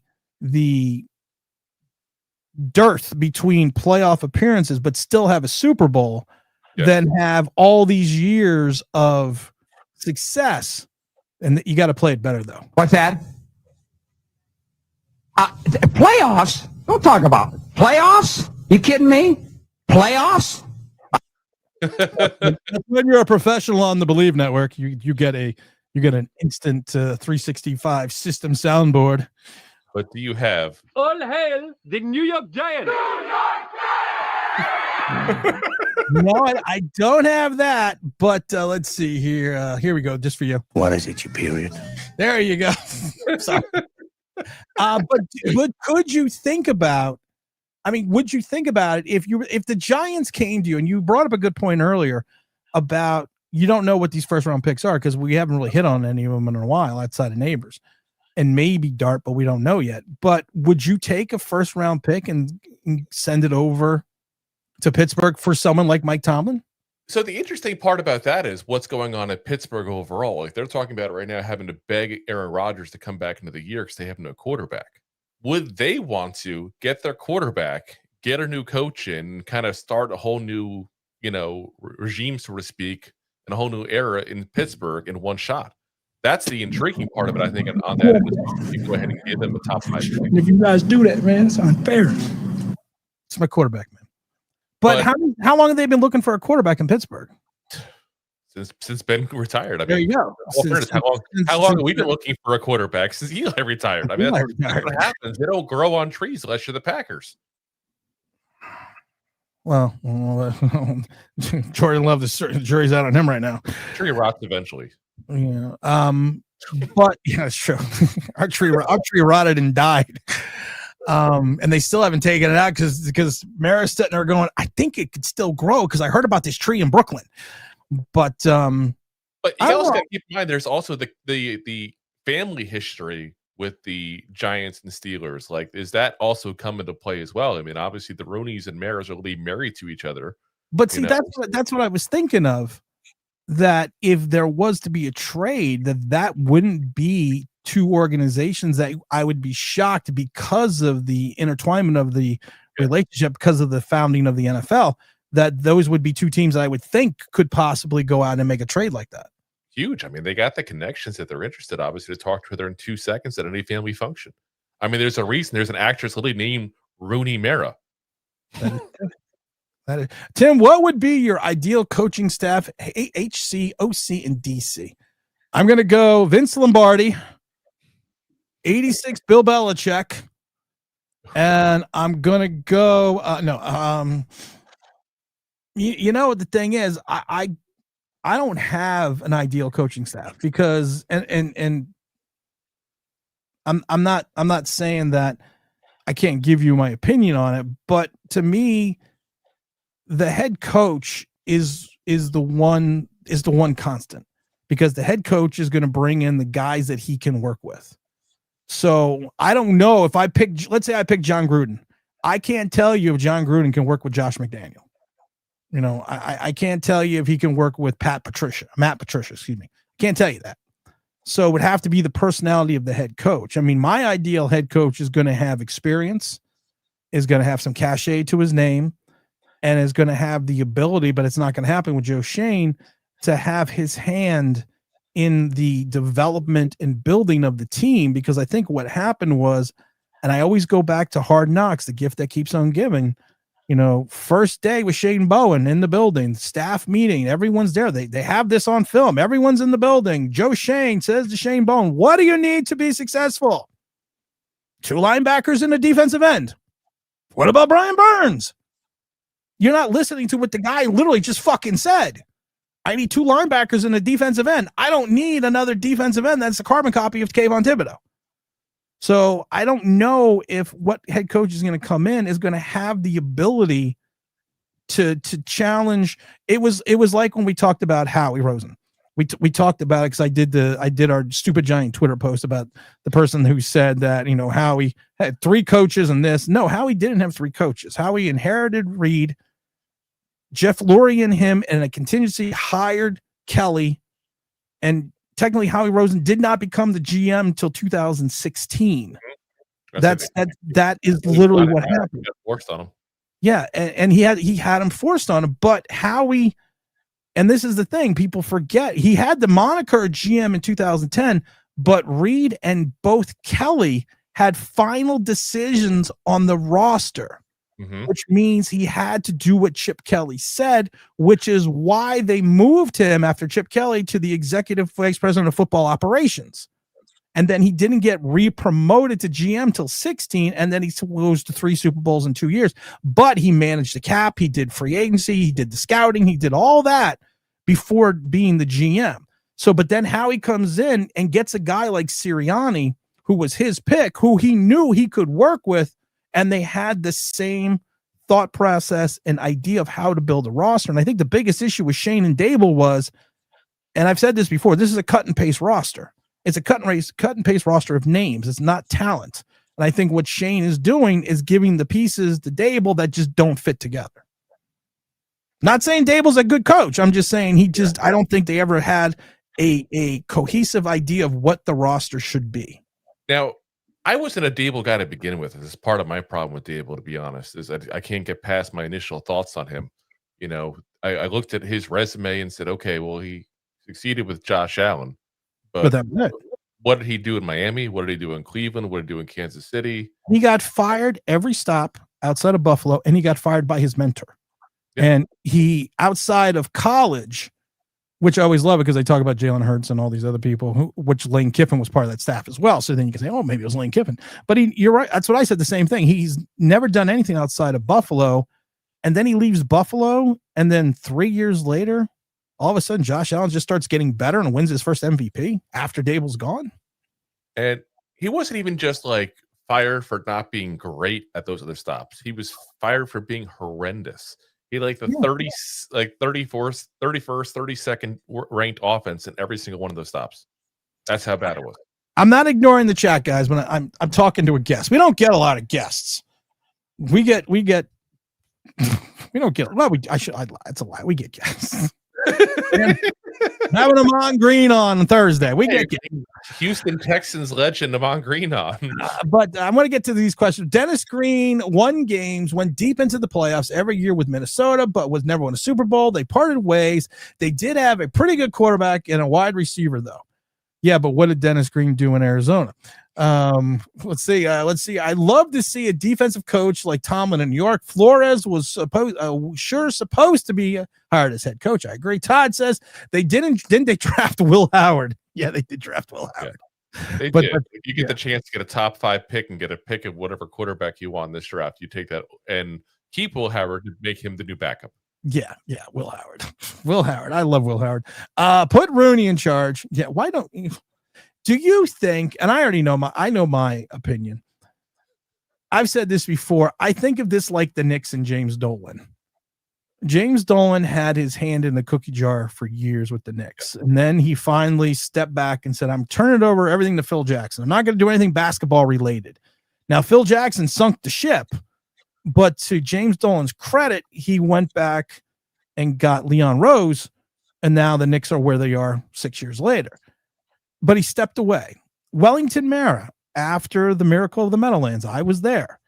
After Herm Edwards ran that in when they should have just took a knee, Pasarchik, instead of trying to hand off to Zonka. I understand. He went to Pete Rozelle and said, "Hey, listen, who can we hire? Who would you recommend us hiring?" So he stepped away after they hired George Young. Do you think the Giants ever win again until John Mara's gone? Not dead. Rephrase it because he's got cancer. I don't want him to die. Just want him to go, I don't know, go to Jamaica for like 6 years.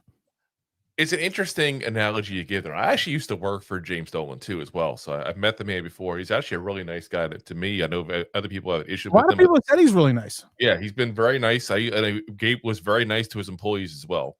I think part of what it is, and it's funny, you saw a difference in Dolan, how he handles the Knicks compared to the Rangers, because he really loves basketball. He doesn't love hockey as much. No. He loves basketball. That's why the Rangers were successful for a bunch of years. So Mara loves the Giants. That's the one thing I tell people all the time. Like, if you want to say anything negative about Mara, listen, as a fan, we all have our opinions. We're all entitled to our opinions. There's one thing you can't say. John Mara doesn't, not have a passion for the team. The problem is it's ill-managed. It's put in the wrong place, and he loves his family so much that he intertwines the two way too much as well, I think. Whether it's a Tim McDonald or somebody else being involved in the team, like there's just too many Mara family tree members intertwined in this whole thing.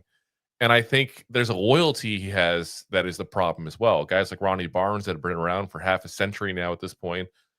I think basically, Kevin Abrams. Yeah.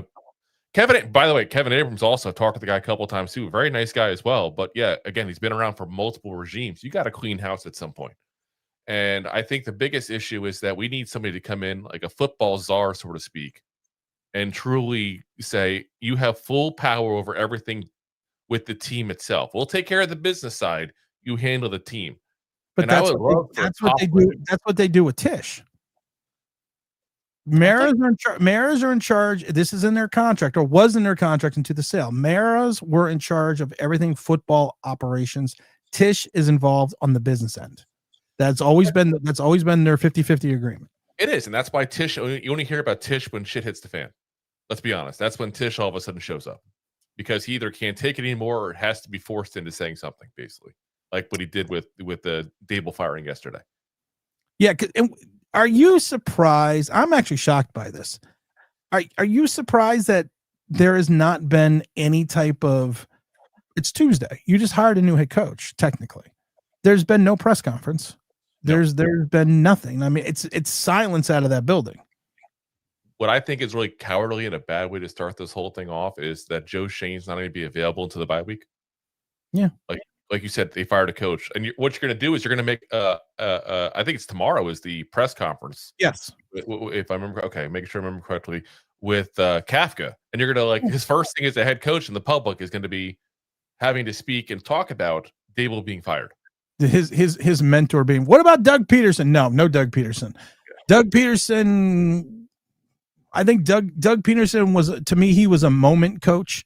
He was the right coach for the right moment with that Eagles team, and then he kind of fell off. And then what he did in Jacksonville outside of that one season where they should have beaten the Patriots in that playoff game has really done nothing else. To me, within his entire career. Let's see. The Big Moose says, what about a trade for Tomlin look like? Does it have to be a first-round pick? That would be a tough call. Well, Gruden was a first-round pick. There was other people that were second. I would do to your point, I'm not this year. I can't do it this year, though, because we could have a top 3 pick again.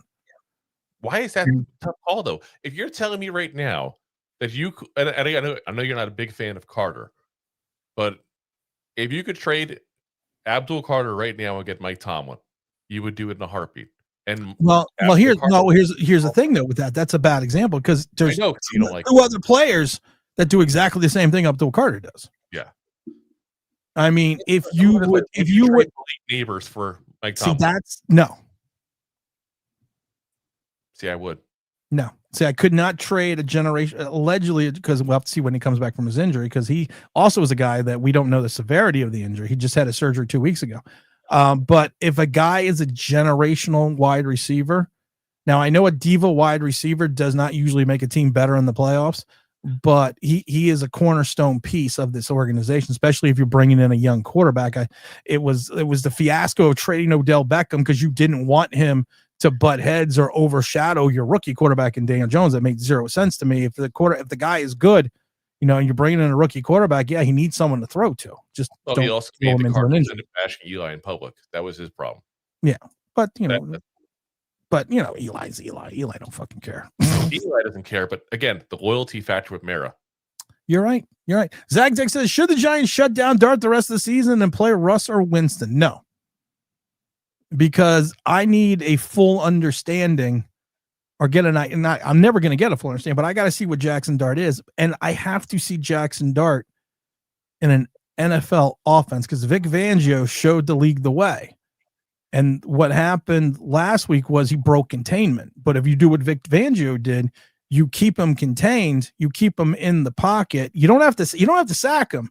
Just keep him in the pocket and make him be an NFL quarterback because there was plenty of times in that Eagle game, if you watched it, Dart didn't step up into the pocket and take off because they left the Eagles and there was no spy. They left the middle of the field open for Jackson Dart and he didn't take it. So I need to see what Jackson Dart is. I have to have an understanding what he is. I go in next year. I do want him out this week though, just because. This week, it's concussion. And I'm going to flip my shit if Russ is in there. Russ is going to be in there. Here's my whole thing because it's funny. Somebody brought this up to me. They're saying, "Well, there was a backdoor conversation with the Giants about Russ was promised he wouldn't go back down to number 3." Well, technically, you don't put him down to number 3 if you start Winston. Still number 2. He's still number 2. You didn't break the promise. Well, my thing is, you start Russ. Jameis is no longer going to be the third string emergency quarterback. If you want to go to Jameis in the second half, you already fucked Russ's career. So benching in for Jameis Winston in the second half is not going to do any worse that you've already done to the guy. Let's be honest, Russ already fucked Russ's career. Well, yeah, but I'm sure. Yeah, but that's right. my thing is this: we talked about Brian Flores not wanting to come here because he's suing the Giants. I don't know how the hell Russell Wilson ever came back. Russell Wilson was told 2 years ago or 3 years ago, whatever it was, we're going to bring you in at the veteran minimum, which you've agreed to. Oh yeah, but you cannot. You're not competing against Daniel Jones. You're the number just last year. Yeah. Oh yeah, that's like it was a year ago. That's right. Seems like so. And then what did he do? He wound up playing went to Pittsburgh and signed there instead. Yeah. Yeah. I mean, that also shows you how desperate he was. Nobody else wanted him. Let's be honest. Tim, off topic. Do you have links to your other content? Well, just go to Fuck Your Sensitivity, the mad ramblings of a Gen Xer. That's on every place that you find podcasts, and it's also on YouTube and Rumble. Here, I'll put the link for that in the chat. Just as everyone knows, that is a award nominated podcast. Fuck your sensitivity, the Mad Ramblings of a Gen Xer. But actually, the nomination is under Get Off My Lawn, the Mad Ramblings of a Gen Xer, and I am still waiting to hear to see if I win the Best Black Podcast of the Year award, because that's what I am nominated for. So, yeah. I feel like I'm missing something in this. I don't know. This is real. We've shown the emails. This is real. I've been nominated for the best the best Black Podcast of the Year. Is this like that situation like that woman who was with the NAACP? And I have no. It's not like that. I just don't. And I've sent them emails because this is the continuum of African American podcasters. So technically, I'm only nominated for the best podcast of the year. Oh, okay, that's different. Okay. Oh no. But it's no. See, here's the thing. They call it that way, but all the nominees are Black. Because it is the I get it. So saying you're a Black podcaster. Oh, no, they are saying I'm a Black podcaster. Okay, they 100% saying I'm a Black podcaster, and I've told them, I am honored and I understand this, but I think you may want to take a look at who you're nominating. And I've already said that if I win, I'm sending James Williams, my brother over there, my brother from another mother over there to accept the award for me. Because this way I think it'd be pretty cool to be the top Black podcast of the year. Oh my gosh. See the things that you learn. Also, you can go find us on Nick's Unleashed, every place that they have podcasts as well. That's always a fun show. I don't have the link for that, but there is the podcast for Fuck Your Sensitivity, the Mad Ramblings of a Gen Xer. We actually changed the name because we had marketing people come in and say, There's already a podcast called Get Off My Lawn, and it's by some famous comedian. So they thought this, and I have to give them credit. We changed the name like 4 days ago and gotten thousands more downloads. So I'm not gonna say they were right because I'm right and they were wrong. But there you go. I'm not going to say they were right. What does Kafka have to do to show to keep his head coaching job next year, or is he just a placeholder until the offseason? That's my biggest fear. Yeah, me too. My biggest fear is Daboll's gone. Shane needs someone else he can control. And to me, that's Mike Kafka. Or hypothetically, he just looks good in a very small sample, and then you realize a larger sample would have exposed him. And kind of like what happened to Antonio Pierce. I was actually thinking of McAdoo. He was able to keep it together 1 year, and then everybody realized he was not a leader.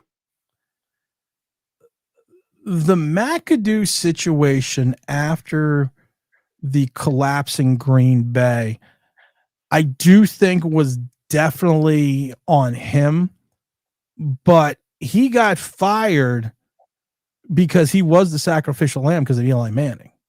Mm-hmm. I mean, it's you go to that game where like we're going to break the Iron Man streak. And I love it because the ownership came out and said, we are going to start the young quarterback because we need to see what we have. And everyone's thinking, oh, great, Davis Webb's going to start. All right, we'll see Davis Webb. No. We go with Geno Smith. So he was more, I think, Matt, if ownership had balls, but they don't because of the fact that the backlash, I think McAdoo would have gotten a third year but until there was such a backlash of what happened with Eli Manning, Eli Manning said, no, I'm not going to just start the game to keep the streak alive. That I think ownership took so much heat that they I said it before. I think the doo-doo was just a sacrificial lamb. I'm not saying he would have been better in year 3, but I'm just saying he was fired because of the fact that ownership didn't have the balls to stand behind their decision. And it was the easiest thing to do is blame the head coach and fire him in season. I just felt like he didn't have any control over the locker room itself either, though. And that was the thing I heard from the people as well, that basically the players didn't respect him. The players walked all over him. They did whatever the hell they wanted, basically. And it was one of those kind of scenarios. Yes, Big Dash, it is hilarious. But like I said, when you get nominated for an award, and I don't get nominated for anything. I have a hard time. Apparently, But when you get nominated for an award of this magnitude, and I will laugh to this day because the day I got the email, I sent it to James Williams, and I said, and he was reading it, and he goes, "Wow, that's a great honor." And I said, "But did you see who it was from?" And then he looked at it and he goes, "Do they know you're not black?" I was like, "I'm gonna assume not, because it's a podcast and you can't tell, you know."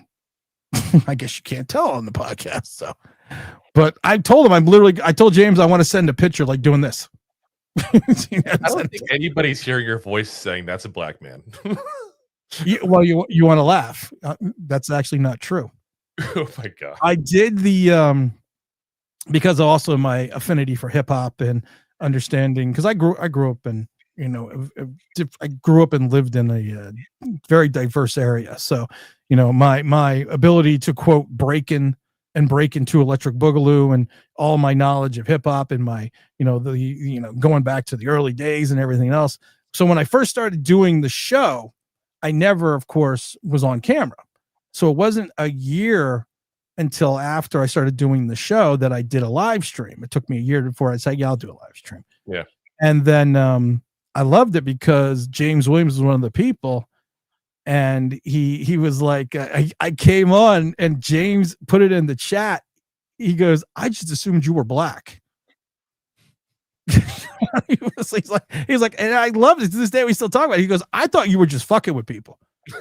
Because there's no way you can do the whole Gangster Paradise, Rapper's Delight, in beat for everything, know every single black exploitation movie, sit there and quote Last Dragon, talk about Kiss My Converse and Bruce Leroy, and do all this. And he goes, "I just assumed you were black." And I shattered that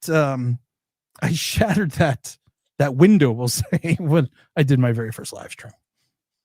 The illusion was ruined.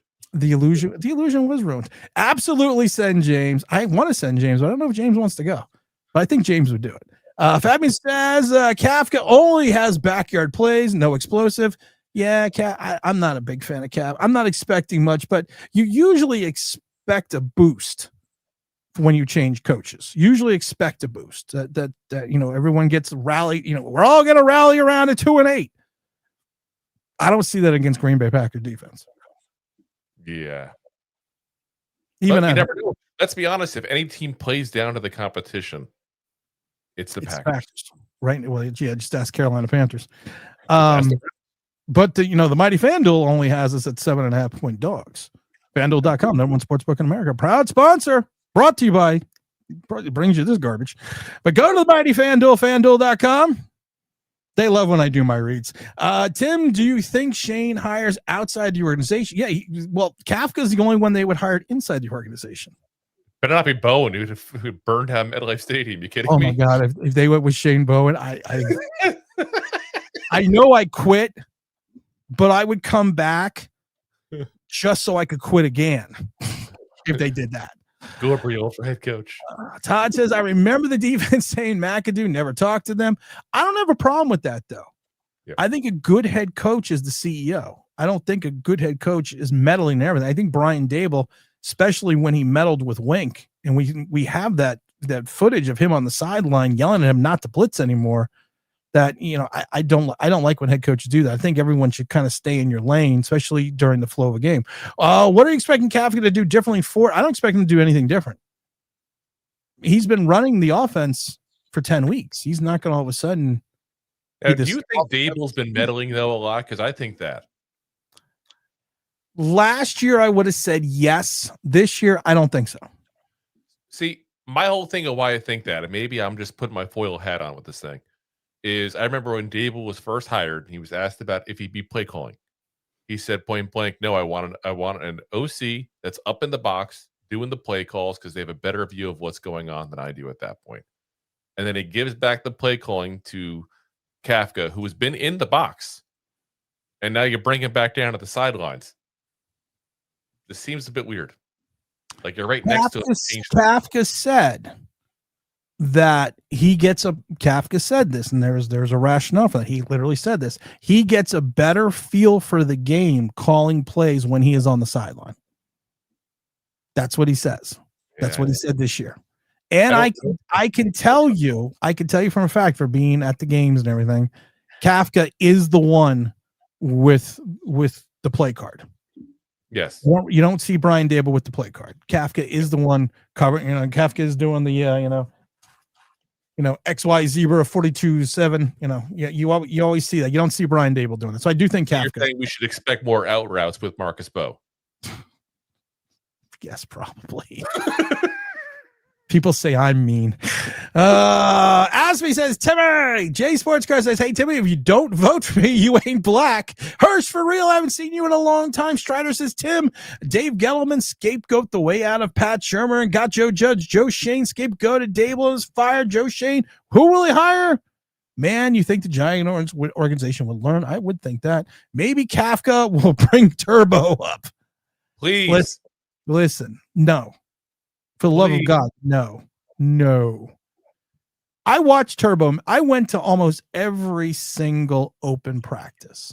I even went to Florham Park when they had the open practice with the Jets. Turbo, which is why they call him Turbo, has speed.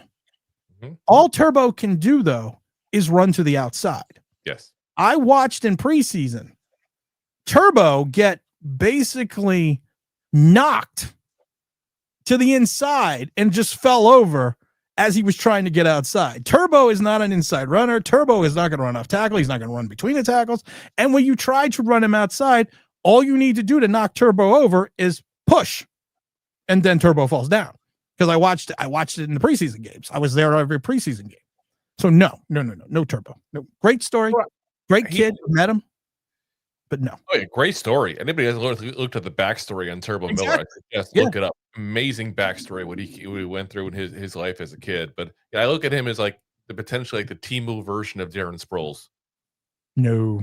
No, I said Timu. I said Timu. But I have gotten Apple, alleged Apple shit from Timu that was really good. But that's the thing. Sometimes it's good and sometimes it's not. You don't know what it is until you buy it and try it. That's true. Joe Blow says, Mr. Bruce, I haven't seen you while. Joe Blow in his nose is still there. What do we got? I don't know. We get that. Spags and McDaniels. I don't want that. Strider says, I think the Giants draft will try to get a wide receiver neighbors. I still want was a tight end like Warren. Same here. We all talked about Tyler Warren a million times. My question is, do you think Kafka's staying with the team if he doesn't, don't hire him full time? No, Kafka does not stay with the team. I've heard people talk about that though, that if they like Kafka enough in the building, that they wonder if they go with the defensive coach, would they be able to convince him to keep Kafka? So you are going to force Joe Shane on a hire. Yeah. You're going to force Jackson Dart on a hire. You're going to then force Mike Kafka on a hire. So you're basically getting someone that coached at Southern Georgia. Because anyone else would be like, no, I'm bringing in my own staff because I want to lose I'm going to lose or win with my guys. In all fairness, though, wouldn't that be the Giants' way to do that, though? Oh yeah, it would be 100%. That's what I'm not saying it's a good 100%. Plan. I'm just saying it's not illogical based on what the Giants have done.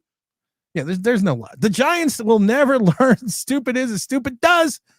Just as the man said, I agree. Zach Attack says, I feel like the new HC wants his own quarterback and will not be tied to Jackson Dart. Big Coach D says Kafka covers his face with Daboll's game plan. That's true. Let's see here. Let's see. Okay, you know what? Wandell is so as our slot. He's okay. Yeah, we already talked about Wandell. I'm not going to keep bashing Wandell. Wandell is Papa Smurf, and that's Wandell had one big game against. Yeah, that's literally. I literally watched. It was so funny. We've talked about it. We showed the video.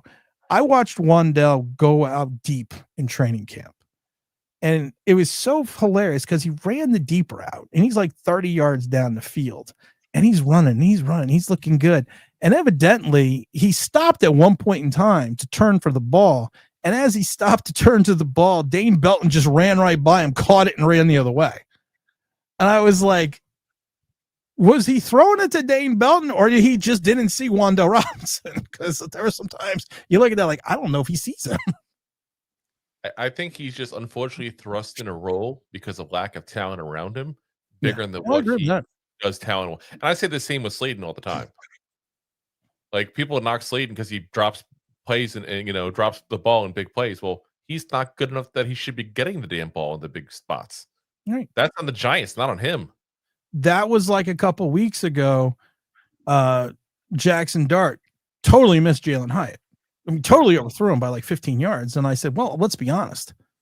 It was 50-50. Jalen Hyatt was going to catch the ball anyways if you throw it to him. If you hit him in the hands, it's a 50-50 shot. So I'm not going to blame Jackson Dart for overthrowing him because, you're kind of flipping the coin if you throw it to him anyways. Mm-hmm. Let's see. Last question. We're going to give it to Iron Lines. And for those that I didn't get your questions, I'm sorry. There's just too many questions. Just stop leaving comments. And I love people that are like, you didn't read my comment. It's like, okay, listen, sometimes I read thousands of comments a stream. Yeah, I can't get to everyone because I get tired. I'm old. Aside from a linebacker, what is our biggest draft need? I say offensive line and wide receiver. I still say, well, that's a good question, though. You may need a wide receiver. You may need a running back.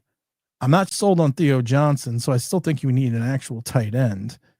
You're going to need a safety, maybe two, probably a corner.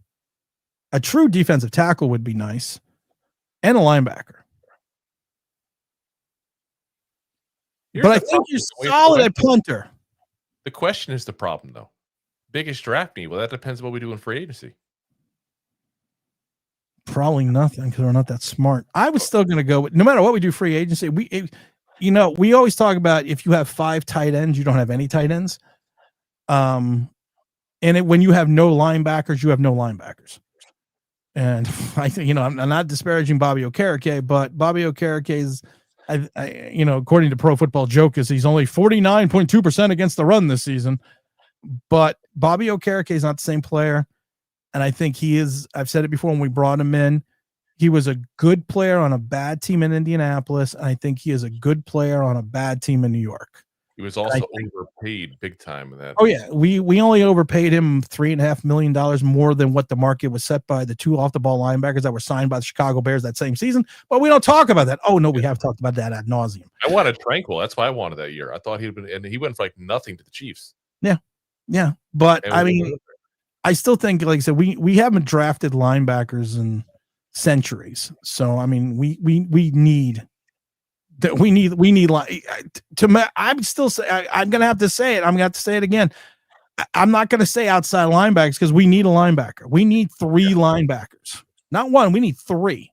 And I'm holding up 4 fingers, but no one can see it because I'm holding them up down here. See, if I did that, that's what that would look like. But I'm doing it down here. So I wasn't wrong. Watch out your real estate.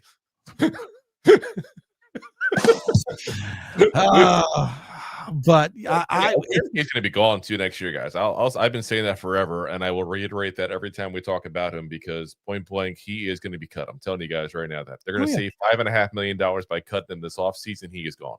Yeah. Last good linebacker drafted, Jesse Armstead. Yeah, probably. That was like a 9th round pick back in those days. Yeah, because I remember when there was like 16 rounds. Yeah, that's how old I am. Listen, you people aren't hitting the like button. I keep forgetting until you hit the like button, so that's my bad. So hit the like button on the way out. I want to thank the 137 people that are still watching this mess. Hit the like button on the way out. We had 100 likes before we closed out yesterday, so we only have 64 likes right now. So I'm disgusted. That's it. I'm not coming back next year. You guys fucked it up. Everyone out of the pool. I want to thank Drew from the Giant Goofballs. You want to give yourself a plug? Yeah, so 2 Giant Goofballs. All right, I was tired of that. Didn't want to hear that anymore. Wow. Evidently, you haven't watched this show enough. Hold on, I gotta put the Giant Straight Talk thing up because they get mad when I take that down. Keeps you out of trouble. Well, I'm in trouble all the time. They got mad at me because there's another giant content creator that's on our channel, and I made fun of the person, and evidently they didn't find that funny, and I thought it was fucking hilarious. All right, you're retiring anyway. Who gives a damn? That's the beauty of it. It's like you put your 2 weeks notice in. Oh no, this was before here. But now you have, so you're good. But yeah, so 2 Giant Goofballs. We do live shows every Monday, Wednesday, Thursday, 9 p.m. Eastern Standard on pretty much every platform, along with audio the next day as well, and of course game day coverage as well. So appreciate you having me on there, Tim. Well, you're welcome. And of course, it's not Chode Sports. Excellent. Because we make fun of Chode Sports all the time. I love that, though. I love that. Not that I'm going to call you on the spot, but who do you hate as a giant content creator? Who do I hate as a giant content creator? Oh, yeah. I got a list. I'm going to give you one specifically that I think is not necessarily as popular because of the fact that they're more common on Facebook than they are anything else. New York Giants 366. Those guys are schmucks. I don't even know who they are. They're very popular on Facebook, but let's be honest, who goes on Facebook nowadays? Same people that went on MySpace.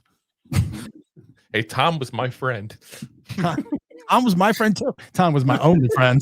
We got to give thanks to Funky Town, also known as Big Don. 5 gift memberships, online Big Blue memberships. You get part of the OG club. What do you get for that OG club? You get all your videos early. You get all your shorts early. You get everything early, and you get to know that I'm seeing your chat ahead of time. And I want to thank which is amazing to me that there's hundreds of people that are part of the OG membership club.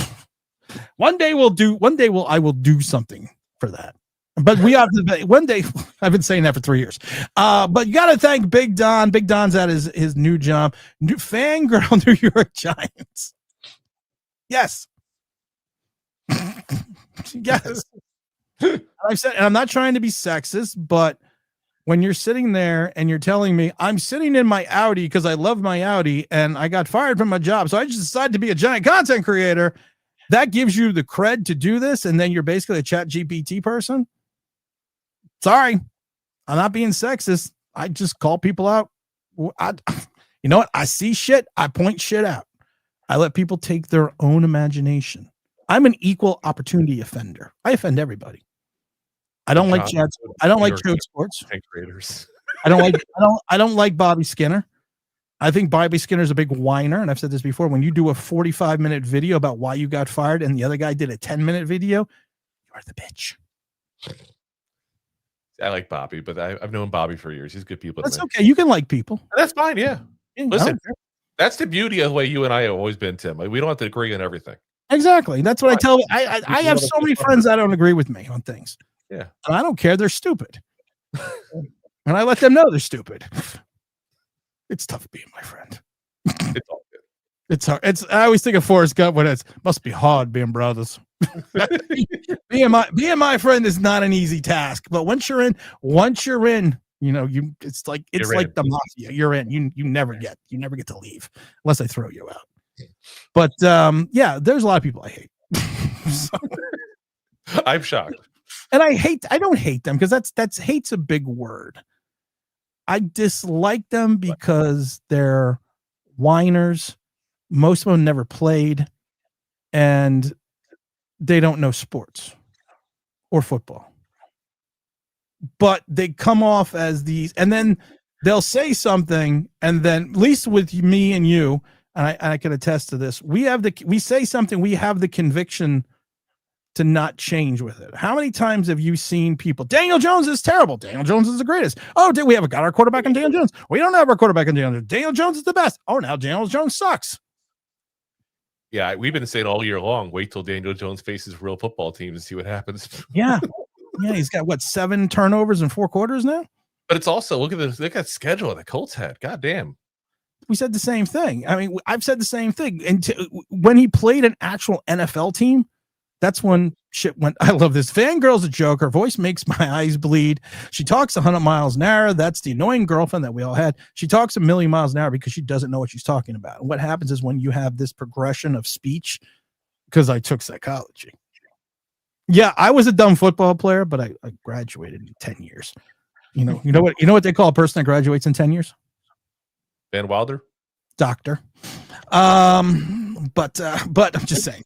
But when you talk that fast, so you call me doctor now. When you talk that fast, I love it because Drew's getting uncomfortable because I'm talking about this. When you talk that quickly, it's because of the fact that you are not confident in what you're saying. So you're trying to get it out as fast as possible before people think you're a fraud.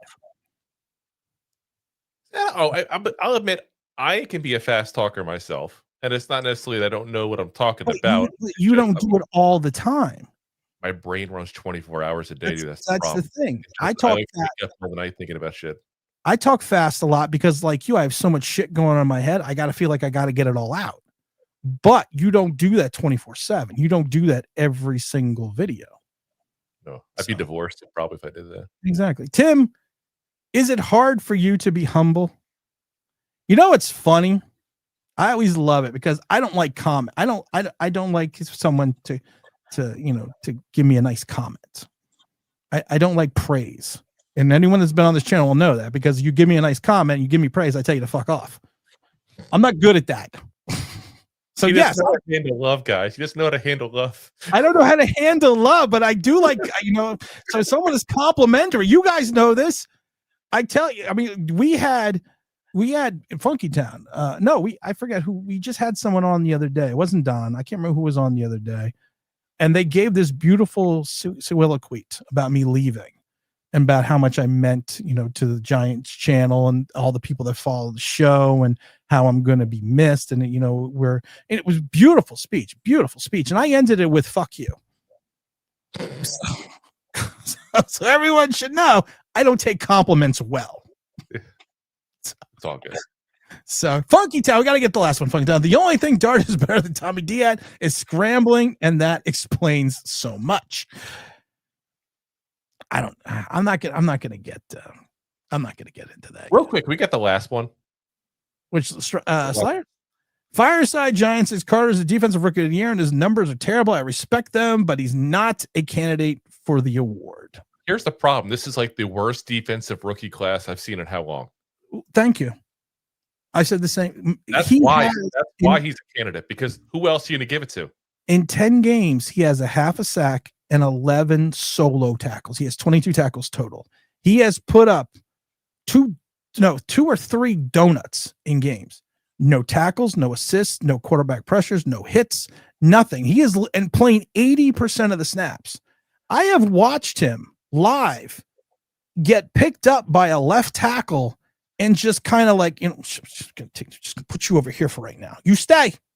Don't go nowhere. You stay. I've seen that happen. We've seen him get blown up by a tight end.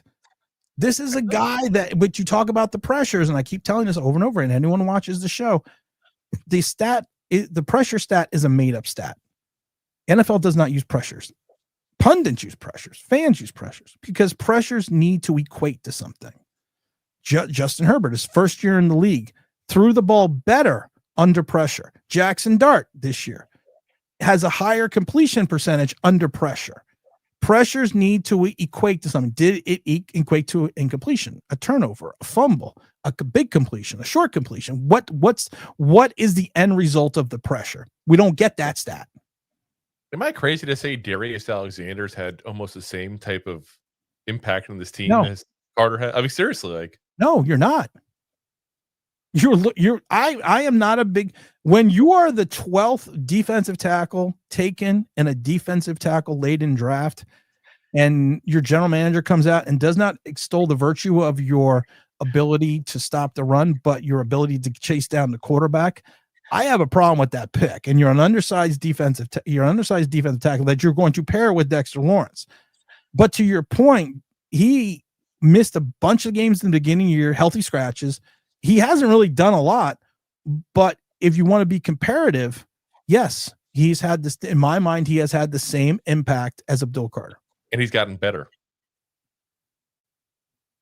I mean, granted, he came from down here, so that's a good point. You got to wait to see what a rookie is. I'm not going to sit there and say till year 2, year 3 what they actually are at that point. They're given time to develop. People tend to forget. I'm not going to be here. He's a bust. But the problem is, everybody was like, "Oh, he's Micah Parsons." Shut up. Nobody Micah Parsons come out. There's not many. Well, there was one. Yeah, well, yeah. His name is Micah Parsons. Yeah, exactly. So that's how many came out. There's one. Math is math. Yeah. I always said I didn't invent math. The Sumerians did. But we also like history on this channel. All right, we only drove down to 126 people. I've been trying to drive it down to 0. I'm the only channel right now who's trying to get his subscriber count down to 0 before he leaves. I've lost 291 subscribers in the last 2 weeks. Said this before, guys. We can do better. I'm just saying, we got a place for him over here. We got a place for him over here. 2 giant goofballs. We can do better. But then someone made a point yesterday. If they unsubscribe, they can't leave comments in the chat. Oh, you got that setting, huh? Yeah. I didn't know I had that setting. I don't know how to turn it off. I can tell you how. Okay. You're going to have to, because literally I do not know how to turn it off. Yeah. I didn't even know it was on. You probably have a signature auto feature. I do that for live games when I do play-by-play because otherwise you get nonstop spam. I get spam all the time. I mean, it's great. I get it. The watch NFL on whatever where with all the hearts. That's great. I love that. Oh yeah. Spider says, Tim, when you're down to your last subscriber, when you have done it, it will be me, the only one. I'm telling you guys, what is my subscribe? Hold on, I gotta see how much we've gone down. Hold on, don't leave yet. I gotta go, guys, because I gotta go make dinner, and I don't even know what I'm making yet, and it's 5:00. But I want to see what my subscriber count is down to. This is always a highlight of the show. Damn it! Who the fuck subscribed?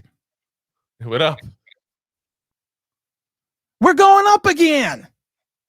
Listen, anybody who likes this show likes an angry, unhappy Tim. So therefore, hit that subscribe button. Smash that subscribe button for him.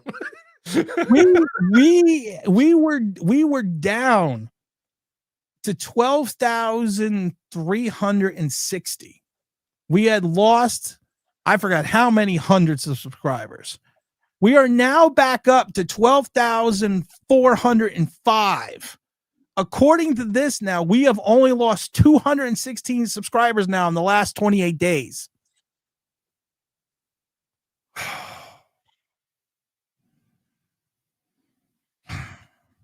I should teach a class, YouTube 101.